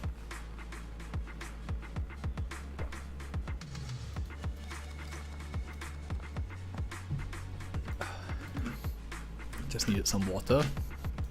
Okay. So that is one whole floor. Medium length of time taken. But I think if you fail the fight like we did, then it'll be like maybe slightly longer if you're trying to best it. The units were slightly under leveled too. So maybe I should start leveling my characters. Lesson learned. One thing I think they need to improve is this. Like it takes a lot of time. Like it takes some time to load the dialogue over here. So if you see it's like cut off. It's very weird when it first starts. It's like half of it is cut off, and then it has to slowly flow. And it takes so long to like, if it's a very long text that we are replying, it's going to be like cut off. So I hope they improve that. Might write a feedback for that. I mean, it bothers me, but maybe not everyone. In terms of difficulty, is Simulated Universe harder than this domain? I think Simulated Universe is the fight is won in Simulated Universe before the battle begins, because you kind of like customize based on your draft. You already know what's going to happen in the back of your mind, whether you hit a certain damage threshold, and all of it is controlled based on known variables. And the execution of like turn order and stuff like that is pretty much just writing it down, but the battle is won before it starts in Honkai Star Rail. That's my belief at least. And ZZZ on the other hand, you might have the best gear, you might have the best crit rate, crit damage gear, but if your execution is bad, then you will definitely lose out. And I think it's definitely harder here for me compared to a game like Honkai Star Rail, in terms of having more action, real-time dodging and stuff, understanding boss mechanics, how many times he attacks before he stops, and maybe there's a pause and stuff like that. The more you fight the same boss, you get better and easier. It gets easier in that sense. But I think it feels a bit harder for me in that case. But compared to Genshin Impact, I think Genshin Impact is harder in a sense because it's gated behind DPS. Here, the DPS is, you can use skill to bridge a lot of it. So let's say I only had free-to-play characters like Billy, Anbi, or Nicole. But if some of you like watching this video also, you might have better like reflexes than me. Maybe you are better with like dodging because you play a lot of FPS game or quick like real-time action games. You would be able to hit out a lot more combos than I will in a shorter period of time. You'll be able to dodge more. Some of the attacks, maybe you're wondering how is he not dodging that? But you can easily dodge them. I think that is when skill makes up a lot for the money in that aspect. Don't have too many characters. Your skill diff, you can be much better than like other people, which is I think a very nice thing. If you're free to play, you want to have that aspect where you can still hit certain threshold, clear content if you're good enough. I think that is a good hope that it gives. Whereas like Genshin Impact is, if you don't have certain units, certain rotations, certain weaknesses or combinations, the meta team, you might struggle a bit in certain flaws, even though you are very good at dodging, you're very good at rotations and stuff. If you can't deal out the DPS, means you can't deal out the DPS. Here it seems a little bit the other way around. So yeah, that's my personal vibe so far that I'm feeling. Okay, let me just take up the characters. I like him quite a bit, so I'm going to actually level him up.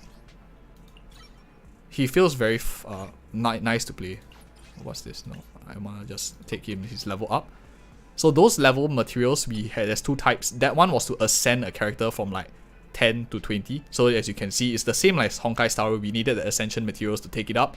Here, I'm just like clicking these EXE materials. I'm too used to that auto add from Honkai Star Rail. So it feels weird to click everything. And these are like the next level up, which we will have to farm for to take them from 20 to 40. So that is for here. This is how you like get characters stronger. So one way is to level them up and you see their stats increase. So the flat stats increase quite significantly for this. In Genshin Impact, just to compare, leveling characters don't really matter that much. That's why a lot of people leave it at like 71 out of 80 if I remember, or was it 81 out of 90? I think it's 81 out of 90 for Genshin Impact. So because the amount of HP and attack stat that you get by leveling characters in Genshin Impact is not that much, here is the other way around. It is quite a lot. Similar for Honkai Star Rail, where leveling characters do make a bit of difference. So just trying to draw some parallels for us. Here, now once you ascend the characters from 10 to 20, a new thing actually unlocks, which we didn't touch on so far, and that is this core skill. I don't think this was around in closed beta test 1, I'm not too exactly sure, can't really remember, but this gives additional effects which I have to read for every single character and do my homework. But anyway, what it is you get additional stats based on when the users drill attack, different things, which is free. Seems like a passive effect, because a lot of it is like adding on to what he already has, and your active skills don't change. So this matters a lot because it does affect the character's playstyle, and everyone gets this. This is not locked behind like Eidolons. As you can see, I have him at like E0. Don't know what we are calling it yet in ZZZ, but this is just the base copy. I didn't unlock any Eidolons or any of the characters because I wanted a very simple comparison between characters. So I'm going to go ahead and unlock this. It just costs us a bit of credits for level 1. As you can see, unlocking that increases a bit of multipliers for him and adds on like these effects. So level 1 to level 2, I guess, will increase the multipliers a bit more. So if you see the stats here, maybe you increase. Yeah, so it takes up the multipliers a little bit, but it doesn't seem to change these effects. I'll put up guides once I do more research in characters, but anyway, that's how the mechanic works. So for this, I'm using the shock chip. This was the one that we got from the triple bangbo, if any of you remember. Those three, the buy, ask, and spare change or something like that. So we got that from there just with credits, and I'm going to go ahead and level him up. So I'm taking him up 3, or each of these 4 skills, and thereafter to get him up to the next level, we need 10 of the next tier, which requires us to be agent level 25, which is like a Trailblaze level 25.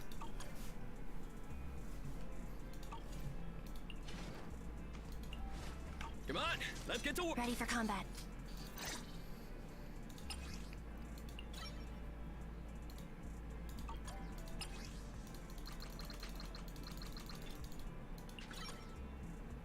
I'm just curious, like, what do you guys think like the reroll targets will be? Would you think that DPS matters more? Or flexibility? What do you think is going to be like the more important one? Because right now as I'm playing the characters, I have no idea. Standing by. Maybe once we see like more characters, then we will have a better idea of who would prefer what. Because it seems very split down playstyle. Like if you like a certain character's playstyle, you might favor that character as a higher reroll target. In that sense, no one really knows what reroll is a must pull, and every account is like kind of valuable in that sense, as long as you have more characters rather than less.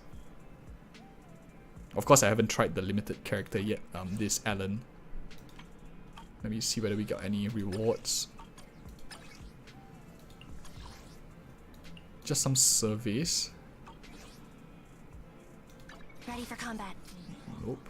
I have this exclamation mark here because I haven't unlocked the Eidolons, and it's prompting me to do that.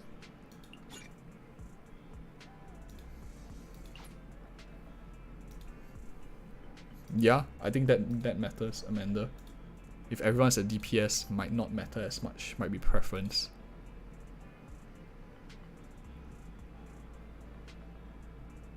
But I guess in the early game, when the enemy typing is different, or the few enemies, certain typing may be better. Not too sure. But from now, what we see, like the split in the middle of like character distribution out of the standard characters, these 6 are standard characters here. She's range, she's melee, she's very melee, he is melee, she is melee but fast. I'm not sure about Grace Howard, she's a new character, I haven't seen it. So out of the 6 characters, assuming that she's melee, she's the only range unit. And out of these characters, the 2 only range units are Billy and Nicole. So actually, I do think that Rina might be quite useful if we are looking for beginners. Like for myself, if I'm not really good at close-up combat, I want a bit more dodging mobility. She might be up the list a little bit higher for that reason. But yeah, we'll see when we unlock more of the characters. Maybe they got changes, and I want to know what her weapon is like. Okay, I'm trying to reach level 20. Once I hit 20, I'm able to unlock a new character, and this is the character I want. Grace Howard. Looks amazing. Let me just figure out how do I get more levels. If I complete this, I'll get quite a bit more. What is this? Daily mission from Mr. Hello.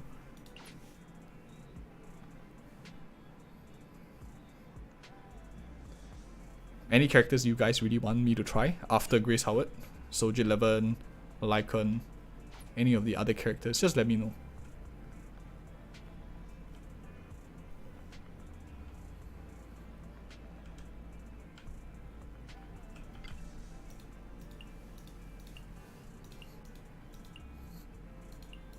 Yeah. It's very hack and slash. A lot of things going on, a lot of different mechanics. And dodging is a huge priority. So I think in this game, unlike Genshin Impact, dodging and flexible characters that move fast, mobility, would matter a bit more than just pure DPS characters. I'm using Genshin Impact more than Honkai Star as a comparison because it's more like a 3D real-time compared to a two-dimensional game. Because the strengths that they focus on is a bit different. Or the requirements. This is the quest that I need to do to unlock the Mr. Hello event, I think. So that I can get the daily stunts to level up and get my free character.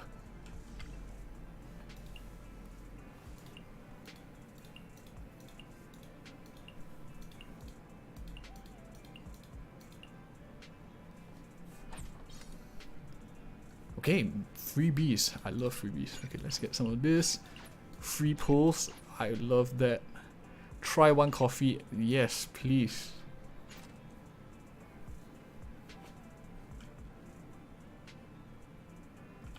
The coffee shop is closed, damn it.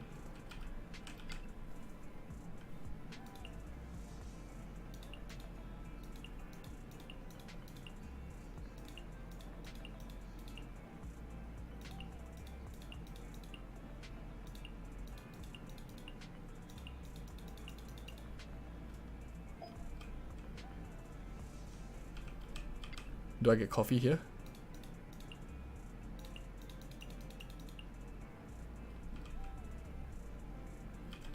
Why is it closed?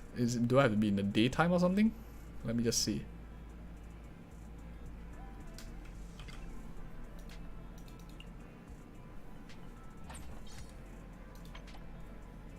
Weekly missions. So I guess there's this exchange store.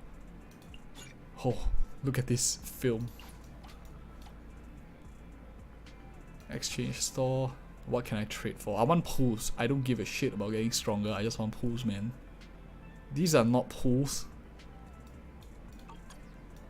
Cheated and lied.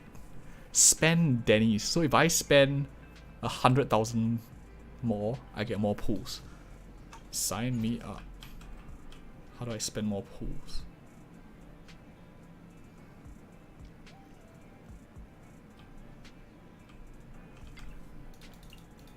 I guess if I buy everything from this guy, I can hit like 100k.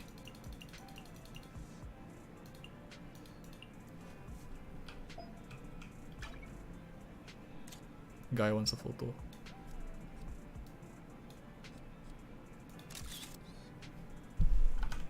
Very nice.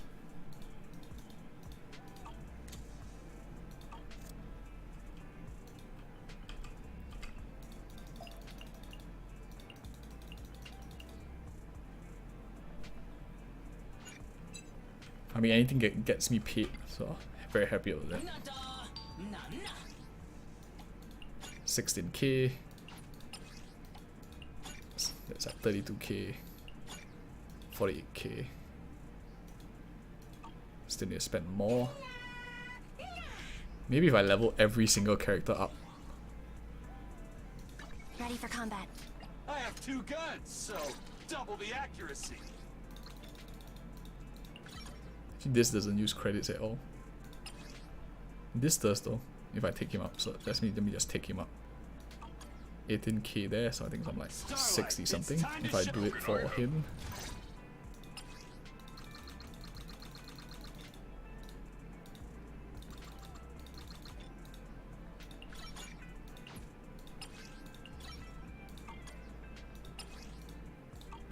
Time for some hard labor? Need something? My services. One are thing I think they need to add is whether I've ascended the character or not. Because right now I ascended these two, How can I help? but I have no idea whether they were ascended or not. If they put like certain stars here, at least I can tell easily which one is ascended. So I might Starlight, it's like have to time leave shot. them at level 11 like that to remind myself whether I've ascended a character or not. I have two Because there's no guns, way you so can tell which one has double been the ascended accuracy. for how much. Just some administration. Don't look at me.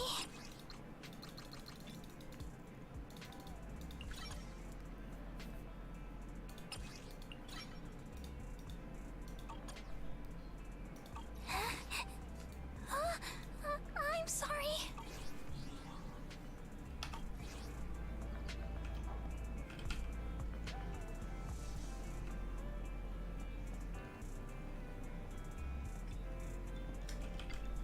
Have I spent enough? Yes. High roller. So it seems like there's like, if you challenge that map that we were at low risk, medium risk, extreme risk, it's also like requirements for him. Complete hollow difficulty. Yeah, hollow 0 is that event that we just fought, the one that was like super difficult. So this will give us, if we do that again, we get credits. Or we get this premium currency. And these like tokens. Rally commissions. I guess these are something else. We'll find that. Use a total of 30 enemy cards in daily commissions. This is that simulation kind of thing. So we can do this to get more pulls. Earn a total of 60,000 Dennies. This one takes a bit more time. I really want to know how to unlock this coffee. Because it's like free pulls. Hi Shane, welcome. No worries. Just on time.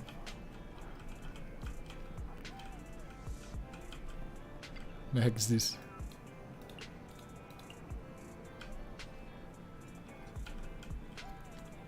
Maybe a quest has to be done in order to unlock the coffee shop. Let's see whether I have anything. Coffee shop. Coffee shop. Coffee cafe. This is the quest that asking us to try another fight. Lost coffee beans. This looks like the one. I don't know. Best guess, I guess. Find the lost bean. I'm glad they have the location like kinda like pointed somewhere.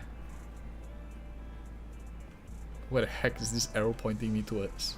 Is it this guy here?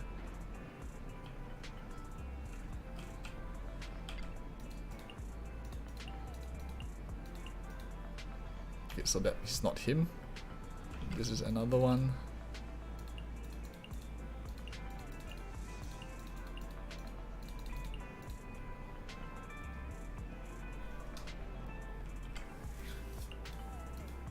The red guy in the food stand sells coffee.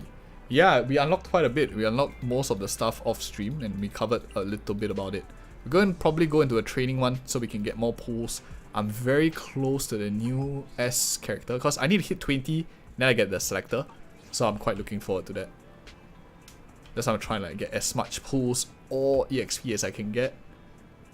Red guy in the stand. He sells. This guy doesn't sell coffee. This guy, you're talking about him, right? With the general shop. I don't think he sells coffee.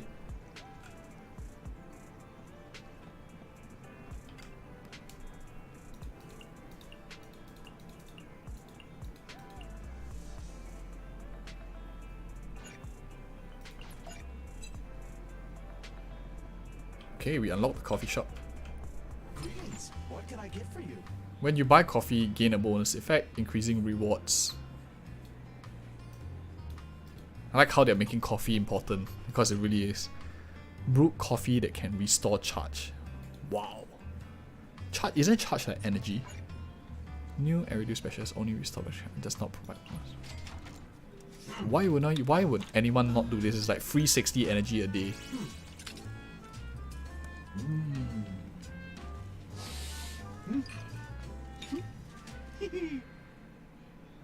Lovely animation. It's free energy. So can you do this once a day?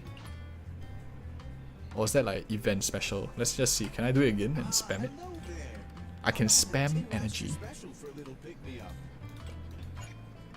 I guess I can only do it once a day.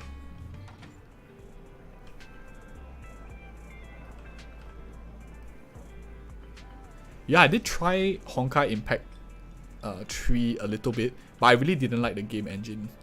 ZZZ feels similar to that in terms of like the QTE aspect, but I think one thing for sure is it's very similar in terms of like the QT, and the game engine is very new, very nice to play, as you guys notice. Also the swapping in, swapping out, super smooth, very nice.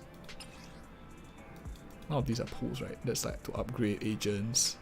It's like bamboo stuff, so I don't care about that. Okay, so we can go into this one here, fight another 5, and we have a commission there, so we can kill 2 birds with 1 stone. Let's talk to him first. He has a quest, I think.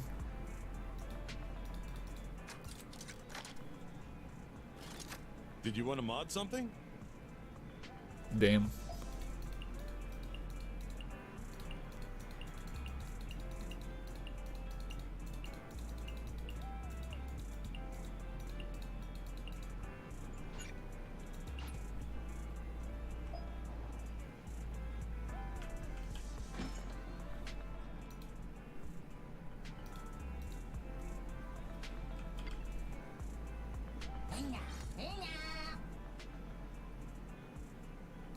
This is like a side quest, fantasy, so let me just select. I'm just doing fantasy.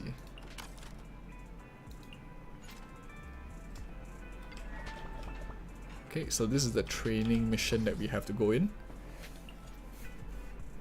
And we have 90 energy, so let's adjust this a little bit. I want ascension mats, so I am going to take this guy out. And let's swap in for Denny's. So this is the selection window that you can like choose what you want. It seems that Denny's is like a higher tier enemy, and these are like 20 energy. So if you notice like down here, if I click the gold ones, it increases by like 20. So I'm gonna just go select a grey one. Let's select anyone to get just nice 80. Okay, so let me just switch her out for a mono electro team. And let's change him up. Do we have an electro buffer?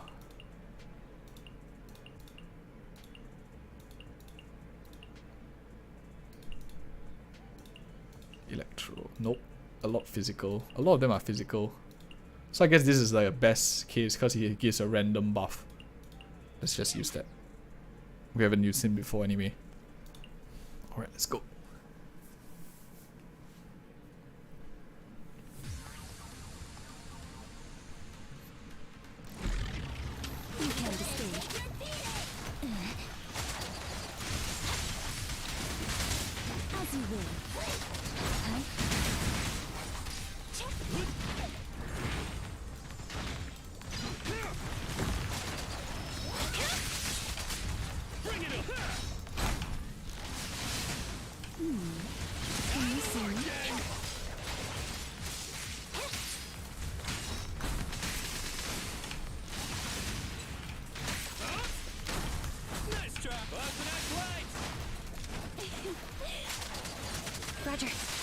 Yeah, the Anton, I really like him. Feels very fun. A lot better than he was in CBT 1, I think. At least he feels better. Probably my favorite DPS out of for the 4 stars at least. The A rank, I mean.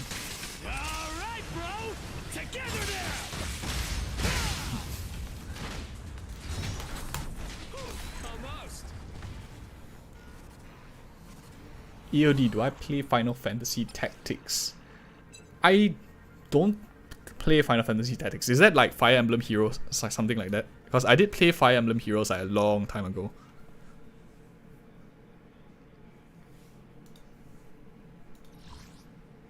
whole skill to use all the lightning at once for Anton. I think he smashes the ground or something, or that's like he's out. I just got him, just started playing him like 3 games so far with him, 3 rounds. So I have to definitely experiment more. But he feels very good, I'm not too sure. Let me go back to the lady.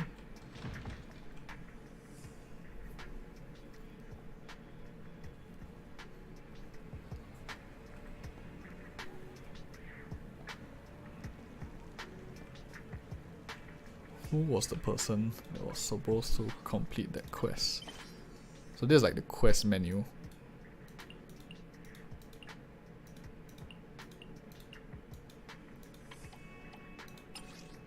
Oh, done with this. Free pools. Free EXP. Thank you very much. So reaching 20 is the next one. Well, this is the Soldier 11 commission. This one is going to be quite interesting. I might just do the whole thing running through. Maybe I might do that tomorrow if I can unlock this one. This one is quite interesting to see her backstory. We have the story quest on our main channel already, but probably want to redo that with the updates in the VAs and stuff. Very nice one. Let's see what else. How much? Okay, I'm missing about 1003. I have about, I can refresh till I get it, so I can save some time. Maybe I'll just refresh, hit the domain twice, hit level 20, and then you can test out the new S rank character from the free box.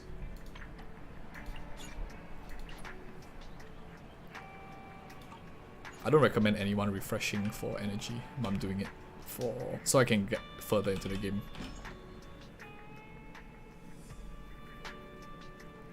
The ground ultimate lightning is his ultimate, I see. Let's try it out again. So let's fight here again. Yes, resin refresh. Okay, let's try Anton out a little bit more. Haven't really tested him much in CBT 1 either. Didn't really like him back then. Felt it was a bit more clunkier. Now he feels faster. Roger. What happens if I hold my E?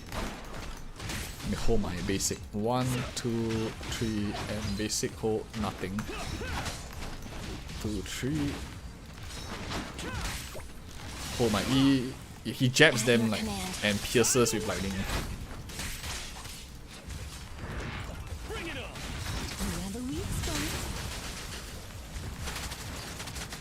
Take cover. You can't escape. Off you go. I'm not finished. Go now, child. Check.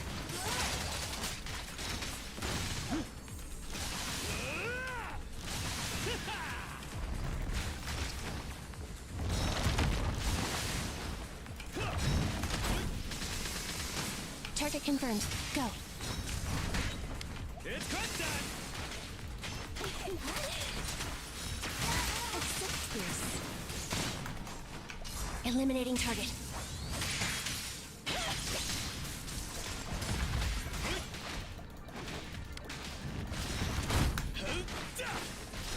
So many openings. Alright. You cannot stop me. A crucial strike.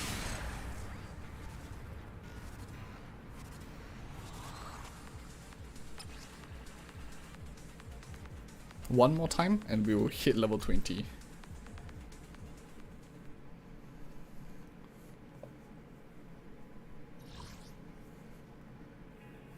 Yeah, I know I can customize these guys, but then I don't have much mechanical bosses. The only one is like this robot, so I could switch over to the robot since I'm running like a shock team. Like for now, I think elemental typing is the one that determines what boss I'm fighting. There's no machine small mobs. Maybe that means electric isn't super important in the early game if they're gonna take this live. Seems there's a lot more ethereal mobs, which means Aether Elemental typing might be better in the early game, which is only Nicole right now.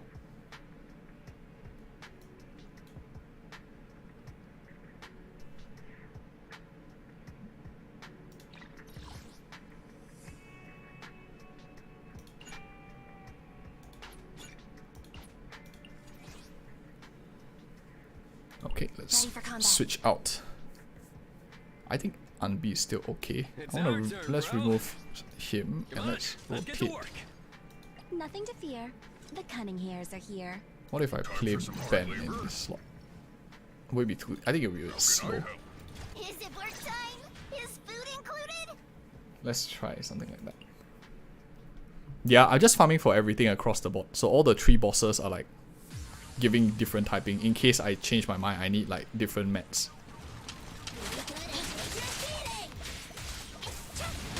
So there's no like preference of what I need.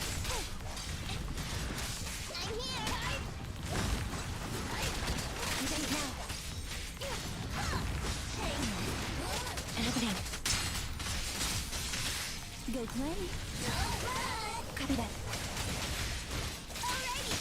Gotcha. Accept this. They're exposed. So many openings.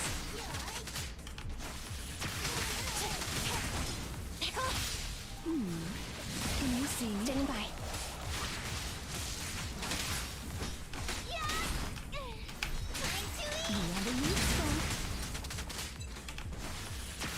Roger.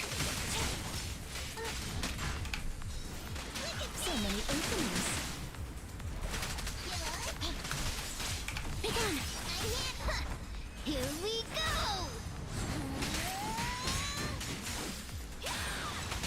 We have a lead squad. Copy that. So many openings.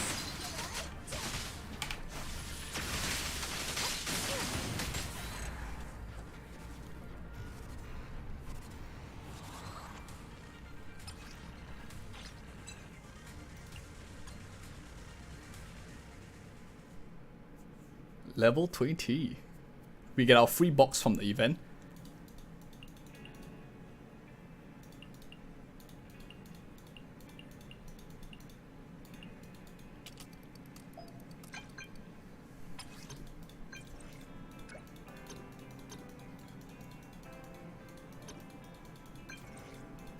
I think this automatically procs when I hit like level 20.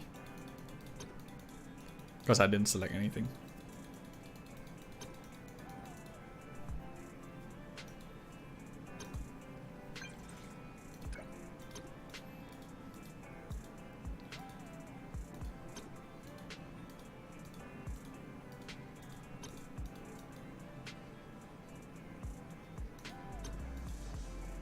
This is Soldier 11, I think.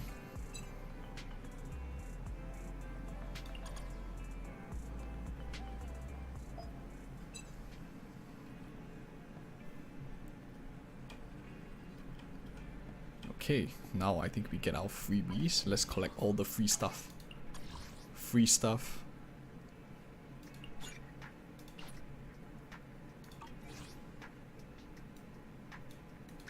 Standing by.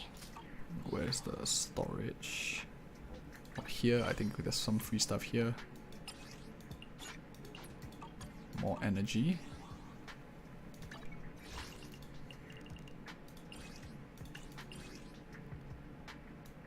So I can choose one of these guys. Can I choose or is it random? Oh, it's a choice. So I can choose anyone. I guess it's a new character. Do you guys have a preference?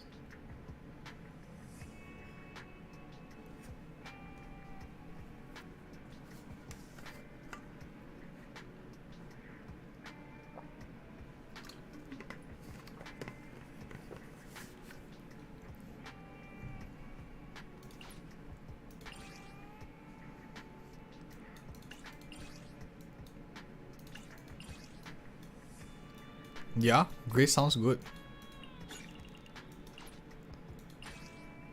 We might try another one later because there's going to be a lot of these boxes. But she's a new unit. So probably I'll try. Probably try Grace. We've already played this like in the past, so Grace definitely is interesting.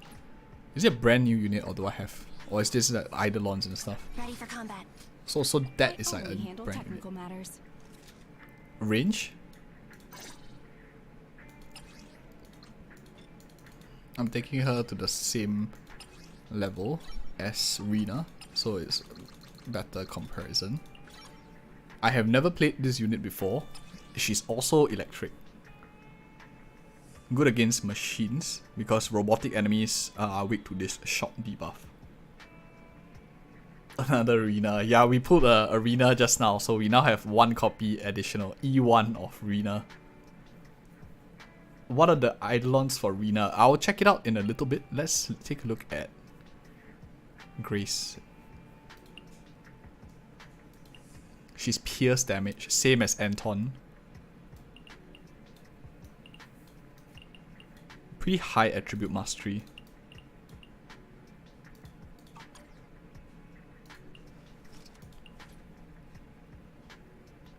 Okay, I'll read all these like text, wall of text later, and I'll summarize it later on. But what's more important is at least learning what the skills do. Throw grenade, okay.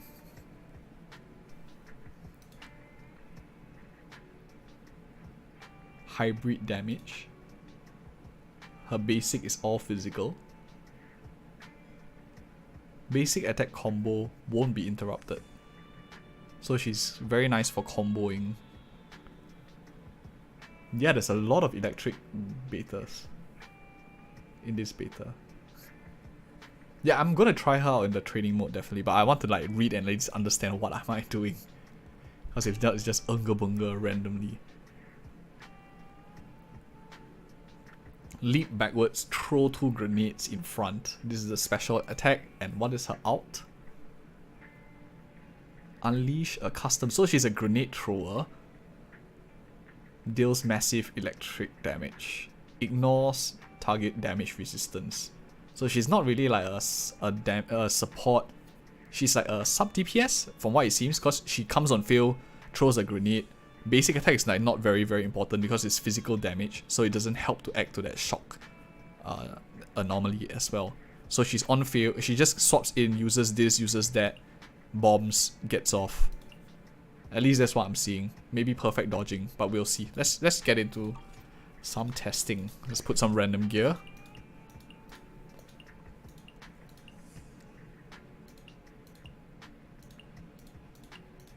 I'm trying to find like the best item for her. Yep, let's use this anomaly build-up. Let's take it up a little bit. Do we have no multiple copies? We already are able to craft these, so I might like craft more of this later on.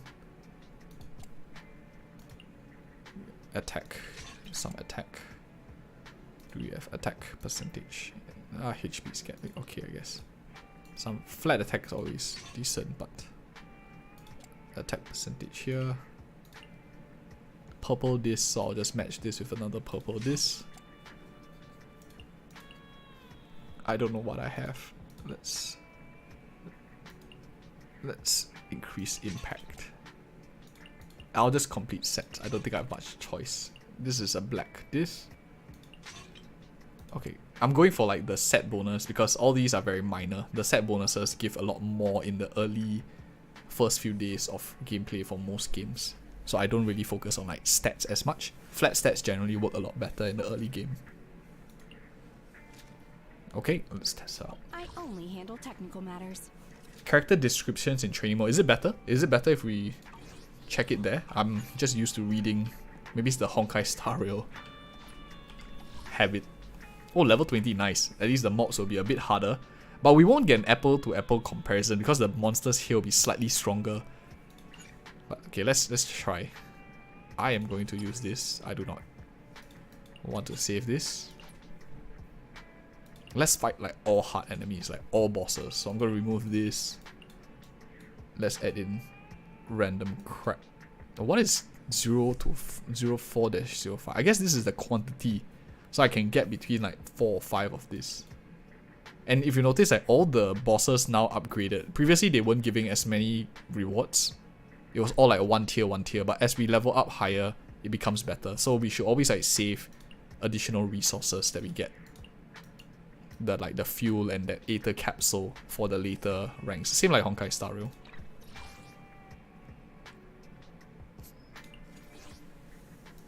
One, two, yes, all accounted for. I only handle technical matters. Practice is vital. I'm gonna play them both on the same I only team. handle Head Maid Rina, at your service. Feeling like a whale. Heads up. Need some. Come on. Let's Is it work time? Is food included? Let's hurry. One, two. And let's see her yes, eidolons. all accounted for. So we got this E1, which I don't intend to use maybe until the later few days, because I think it's more important to play them all at their base so we can do like a better comparison. Although the stats all will change here and there, but I think it's a pretty nice representation. Stay in place for a further 5.5 seconds before returning. 10 meters. Passive mini destruction partner. What's that? Pen. So she buffs the team's pen. So she is like a supportish kind of role with this core passive, because the whole team gets a pen of 2.4%. Squad's electric damage is increased by 2.4%. So she buffs pen and electric damage, which is quite supportive so far. I quite like this character more and more. Maybe it's like selection bias because I got her. I only handle But let me just... matters. Does she buff as well? This is like her herself. When there are at least 2 electric agents. Yeah, Grace is like a bit more selfish because every of this stuff is all buffing herself. Or except this, I guess. When there's enemies that are shock on fail, you regenerate 0.1 energy more, which it feeds into this skill here. You can do free training if you want to test. How do I test the characters out for free? Open menu and click. So I guess this is what your open menu and click VR. 1, 2. Open yes, menu. all accounted for. I guess that's like back here. Wait, let me just try that. So let's try. Is there some shortcuts that I'm not seeing? Oh, there's this VR training. Ah, I see. So this is like the free training. Anything free is good, right? Perfect dodge training. Yeah, we need that. Perfect assist training. We need that. Looks like I'm going to do some homework to get my skills up so I have better showcases. Very, very rusty. But okay, before we jump into the free training, since we already refreshed energy, might as well use it so we can like proc the regen. So I'm going to fight all these 5. This is a new difficulty. This is the second difficulty, slightly higher. So it's not going to be like this as easy as before. Am I in the second one? Yep. So let's go here. Let's sort her I only in. handle technical matters. Ready for 1, 2. Yes, all accounted for.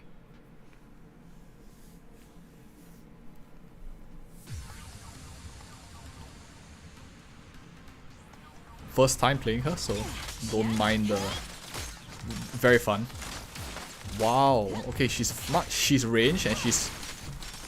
Is she melee or range? Oh wow, this is quite fun. Of course a bit bad with the controls right now. She is like mid-range. Not as far as Rina, but the amount of sprays that she does is insane. Drops grenades so I jump back. That's quite fun. Okay, she's quite fun playstyle. Perfectly lined up. She throws grenade and jump backwards, so it helps me get a bit of range. So that's an E, the grenade launching. So if I want to like get close, maybe if I have a melee one here, I swap into Grace, I throw some bombs, get back. Wanna help me test this? As you will. Perfect timing. Go plan. Better not get shot.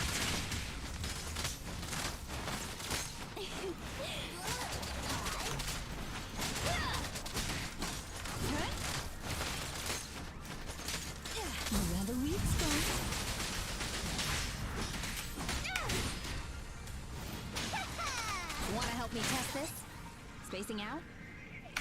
Oh, this little one is so cute! I'll just explode!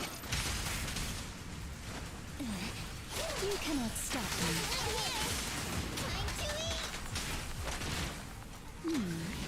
Can you see me? Perfectly lined up.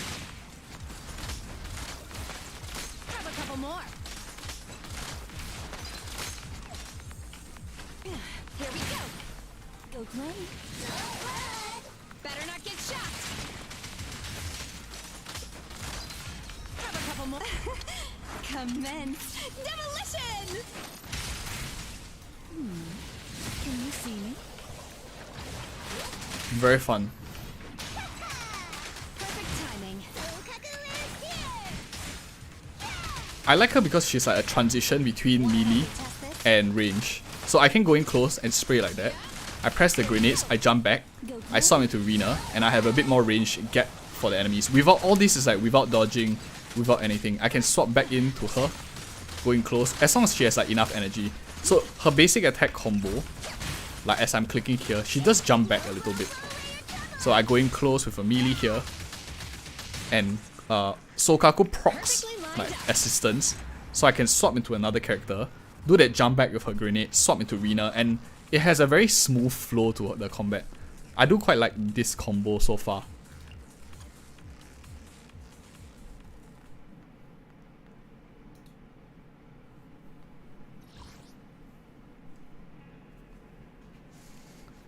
Very nice, very nice. Let me just play a cheap round to finish up the energy. Let's use the same team again. Do you want to see any other characters for this one? I really like the close range and far range. Standing by. Ambi, in position. So I think like melee with very far range with a very close, like a middle range kind of unit. I mean, she could easily be swapped out for another character that is melee also. Maybe that's like how it's gonna form. Like range does matter quite a bit, and characters that can fall into different categories of far, medium, and close quarters will start to form part of the like sections that is not very clear cut in a sense of meta. Yeah, Grace plays gracefully. Alright. So go in melee here, Timing. swap in, Confirmed. Go. back melee.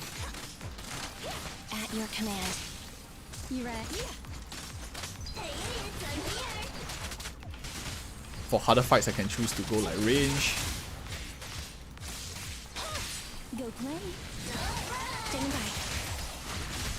Have a couple more. Can you see me?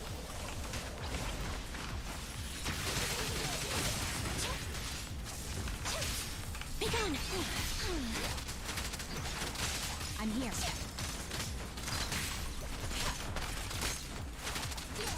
Wanna help me test this? Go Glenn. Roger. The three-pronged approach. Oh, this little one is so cute. I'll just explode. You cannot stop me.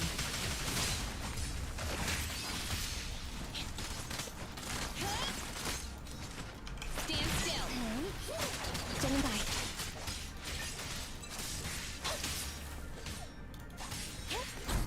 A little off. Her stagger seems to be a lot more than Billy as well, for like even the bullet shots.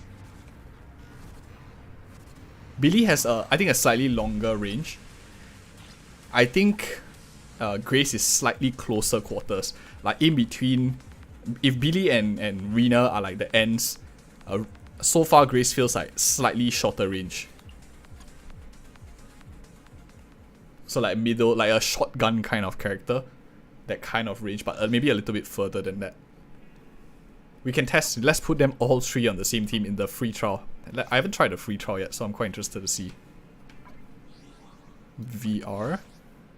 I guess it's this one, right? Free training here. Ready for combat. So all three. Time to shine. Standing by. Head Maid Rina at your ready for combat.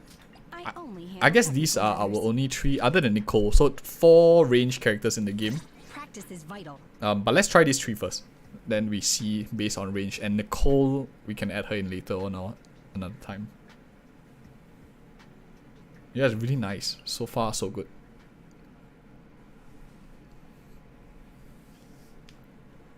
I hope to get Grace. I think Grace is quite fun. But Rina feels like the smart choice to play. Especially if in harder content. Since she also like doubles out as like some support. So okay, range. Let's see. Okay, I wish he would stay still. Stop chasing me, goddammit. Okay, so when I auto attack, if I'm like this far away and I auto attack, I move in to auto attack. So that's, I guess, her range. So you see, I have to move in to hit him. Whereas if I go to Billy, I don't have to move in, so I kind of like stay in the same spot when I'm auto attacking. And I can do like this. So he definitely has a lot more range on him. Rina, let's try. Rina same, I can do this and like hit him from very far away. So that's what I mean by like the range difference. This is like super far away. Whereas her, I mean she can still hit, I guess. But can the grenades land? So the grenades don't land far away. So her skill doesn't, but her basic does. So in terms of range, I guess what I mean is the way that she plays. Like you want to do this and then throw the grenades so you hit everything. Whereas Billy doesn't like really care. He can go like super far back here, spray, and then you do his E, press his E here, super far away.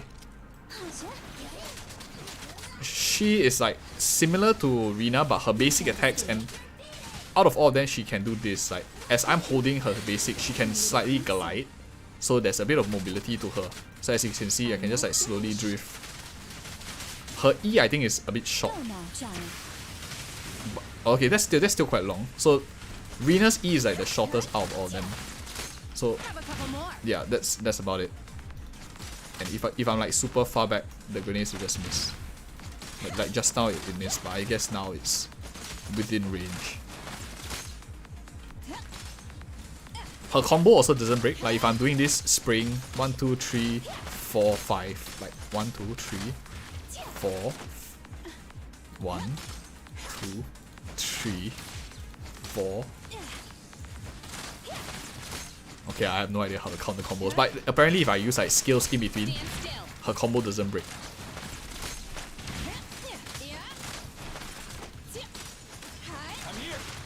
You can switch characters if you pause the game. That's a fun fact. Okay, let's try that. Oh wow, so I can like just swap new characters in, so we can test Nicole out. That's a pretty good tip. So I switch her out for my active character, I guess. Oh yeah. Okay, so let's check out Nicole. Okay, Nicole moves into the target. So if I'm very far away, she like gravitates towards the target. See, she like her animations move in, so she naturally wants to close. I'm not holding my movement key here. I'm just like pressing auto. Billy, if I'm not moving, he's just like doing this. If I'm not holding my movement key, this is just like purely left clicking. So he doesn't care about moving in. For Grace, slight moving in. Nicole is the closest, I guess, because she really wants to go in close and smack people with that suitcase of hers. I want to see her E range. How far is it? So if I run back here, so there's no auto targeting on that. So if I miss, it just misses. So this dot here is like the auto target. So this is like holding E down when it's not charged up. Basic attack. If I hold down basic attack like that, it doesn't auto target.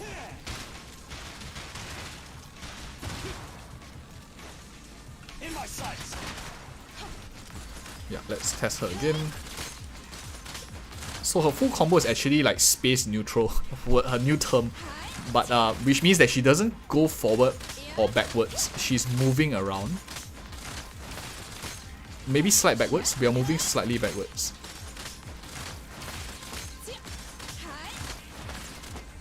So gap close means that you probably have to move forward. So if I press like front arrow key, the spaces where she stops attacking is when she moves forward. Or when she dashes. So that's how you move closer in. Or her grenade moves her back Have a couple more. and deals a lot of damage. I can change the enemies in the training settings too. Is that also in the menu? Menu? Enemy type. Wow. Well, this is quite fun. Which is the big guy? This guy? Enemy behavior. Can they not move? Enemy stunnable. Enemy invulnerability. Nah. That's okay, nice. Let's try. I'm gonna switch Need Nicole out. something? My services are expensive. Back to Rina. Head Maid Rina, at your service. Look at the Yeah, here we go.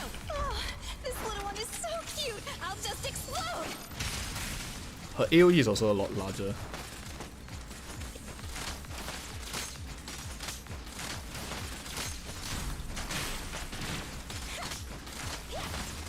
Good mobility from range. Have a couple more. Feels a lot more flexible to play than Rina, because Rina is like very dodging is slow, but that cheese just now when we were fighting that boss means that she's still pretty good, and she's a support in terms of like for electro with that pen and stuff. But I do like her playstyle a bit more for Grace. I think out of the standards is probably I would want to get her or Lycan. The doggo. Okay.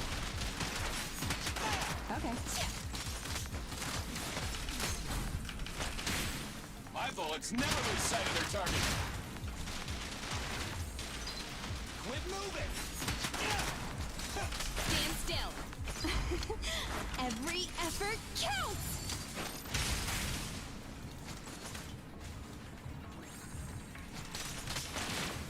Oh, this is fun. I think we're gonna do a lot of this tomorrow or something, so we can test like comms out and damage check.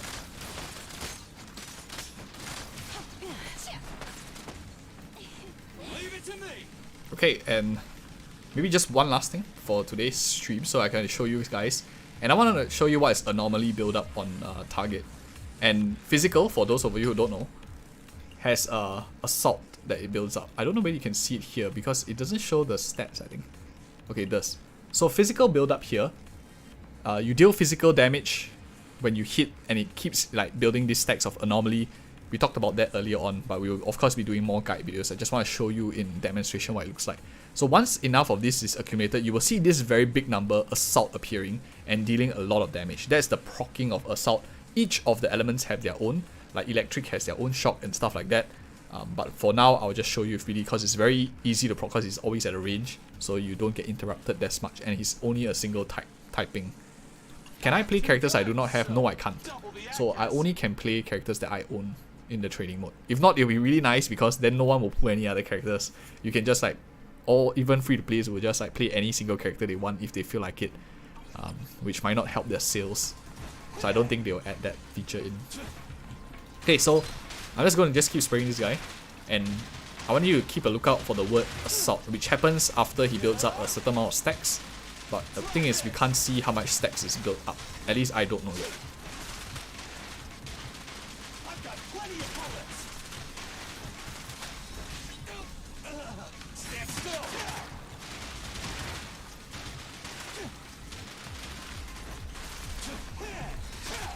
See that assault? It did quite a lot of damage. So that's like anomaly build up. It takes quite a lot of time, especially if you don't have like gear Three-pronged approach. that increases anomaly. Shock also does proc. Have a couple more. Here we go.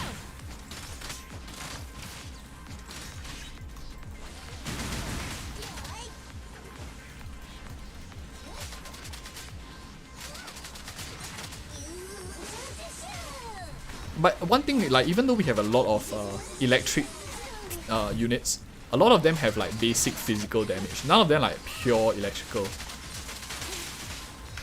A lot of them are like hybrid. Or maybe every character has a bit of physical in them. Not too sure. Like you see, she has a bit of physical. She also has physical in her autos. And who else? Is it Andy? Andy is also electric. So let's switch her out. One, standing by. Okay, and let's... I only handle technical Who matters. else is electric? He's electric It's as our well. turn, bro. That's this like yellow on the damage is physical, blue is like electric in this case. This is like all physical. And then when he does his whole, so it's at like all physical here, which doesn't add to like the shock proccing of anomaly. Only that is like electric. So this is electric. What are you waiting for? Get your bullet? Ready for combat. Is there any? I think like a character like Ben maybe. Let me switch. She's also like hybrid physical and ice. Let me just switch to him. Who else can I swap? Corin? Let's check out Corin. I'm sorry. So physical and what else is he? Fire. So this is all physical. This is also physical. This is fire. Fire. I'm here. Grey is like damage you take. So physical, physical. I think she's physical anyway. Quickly.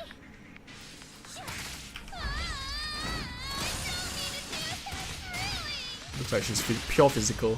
You gotta dig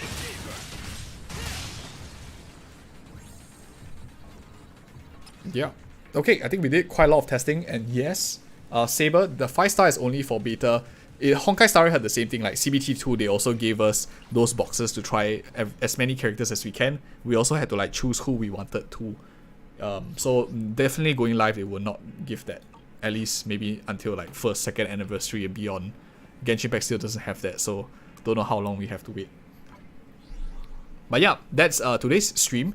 We're going to be doing a lot more research and testing. I'm going to be reading up more on like these character skills, because we found out that a lot of these characters have this additional block here. So I'll try like read through as much as I can, simplify it, and I'll do like maybe a bit of talking about what I've learned, what I've read, and hopefully we figure it out. So we figured out a lot of things today. Feel free to rewind it as well if any of you are watching this closer to the official launch and you maybe are looking for a bit of understanding of the game. Hope it helps, and thanks so guys for joining us live as well, those of you who attended live. Anyways, thank you guys so much for watching. We'll be back here same time tomorrow as well, and see you guys, and yeah,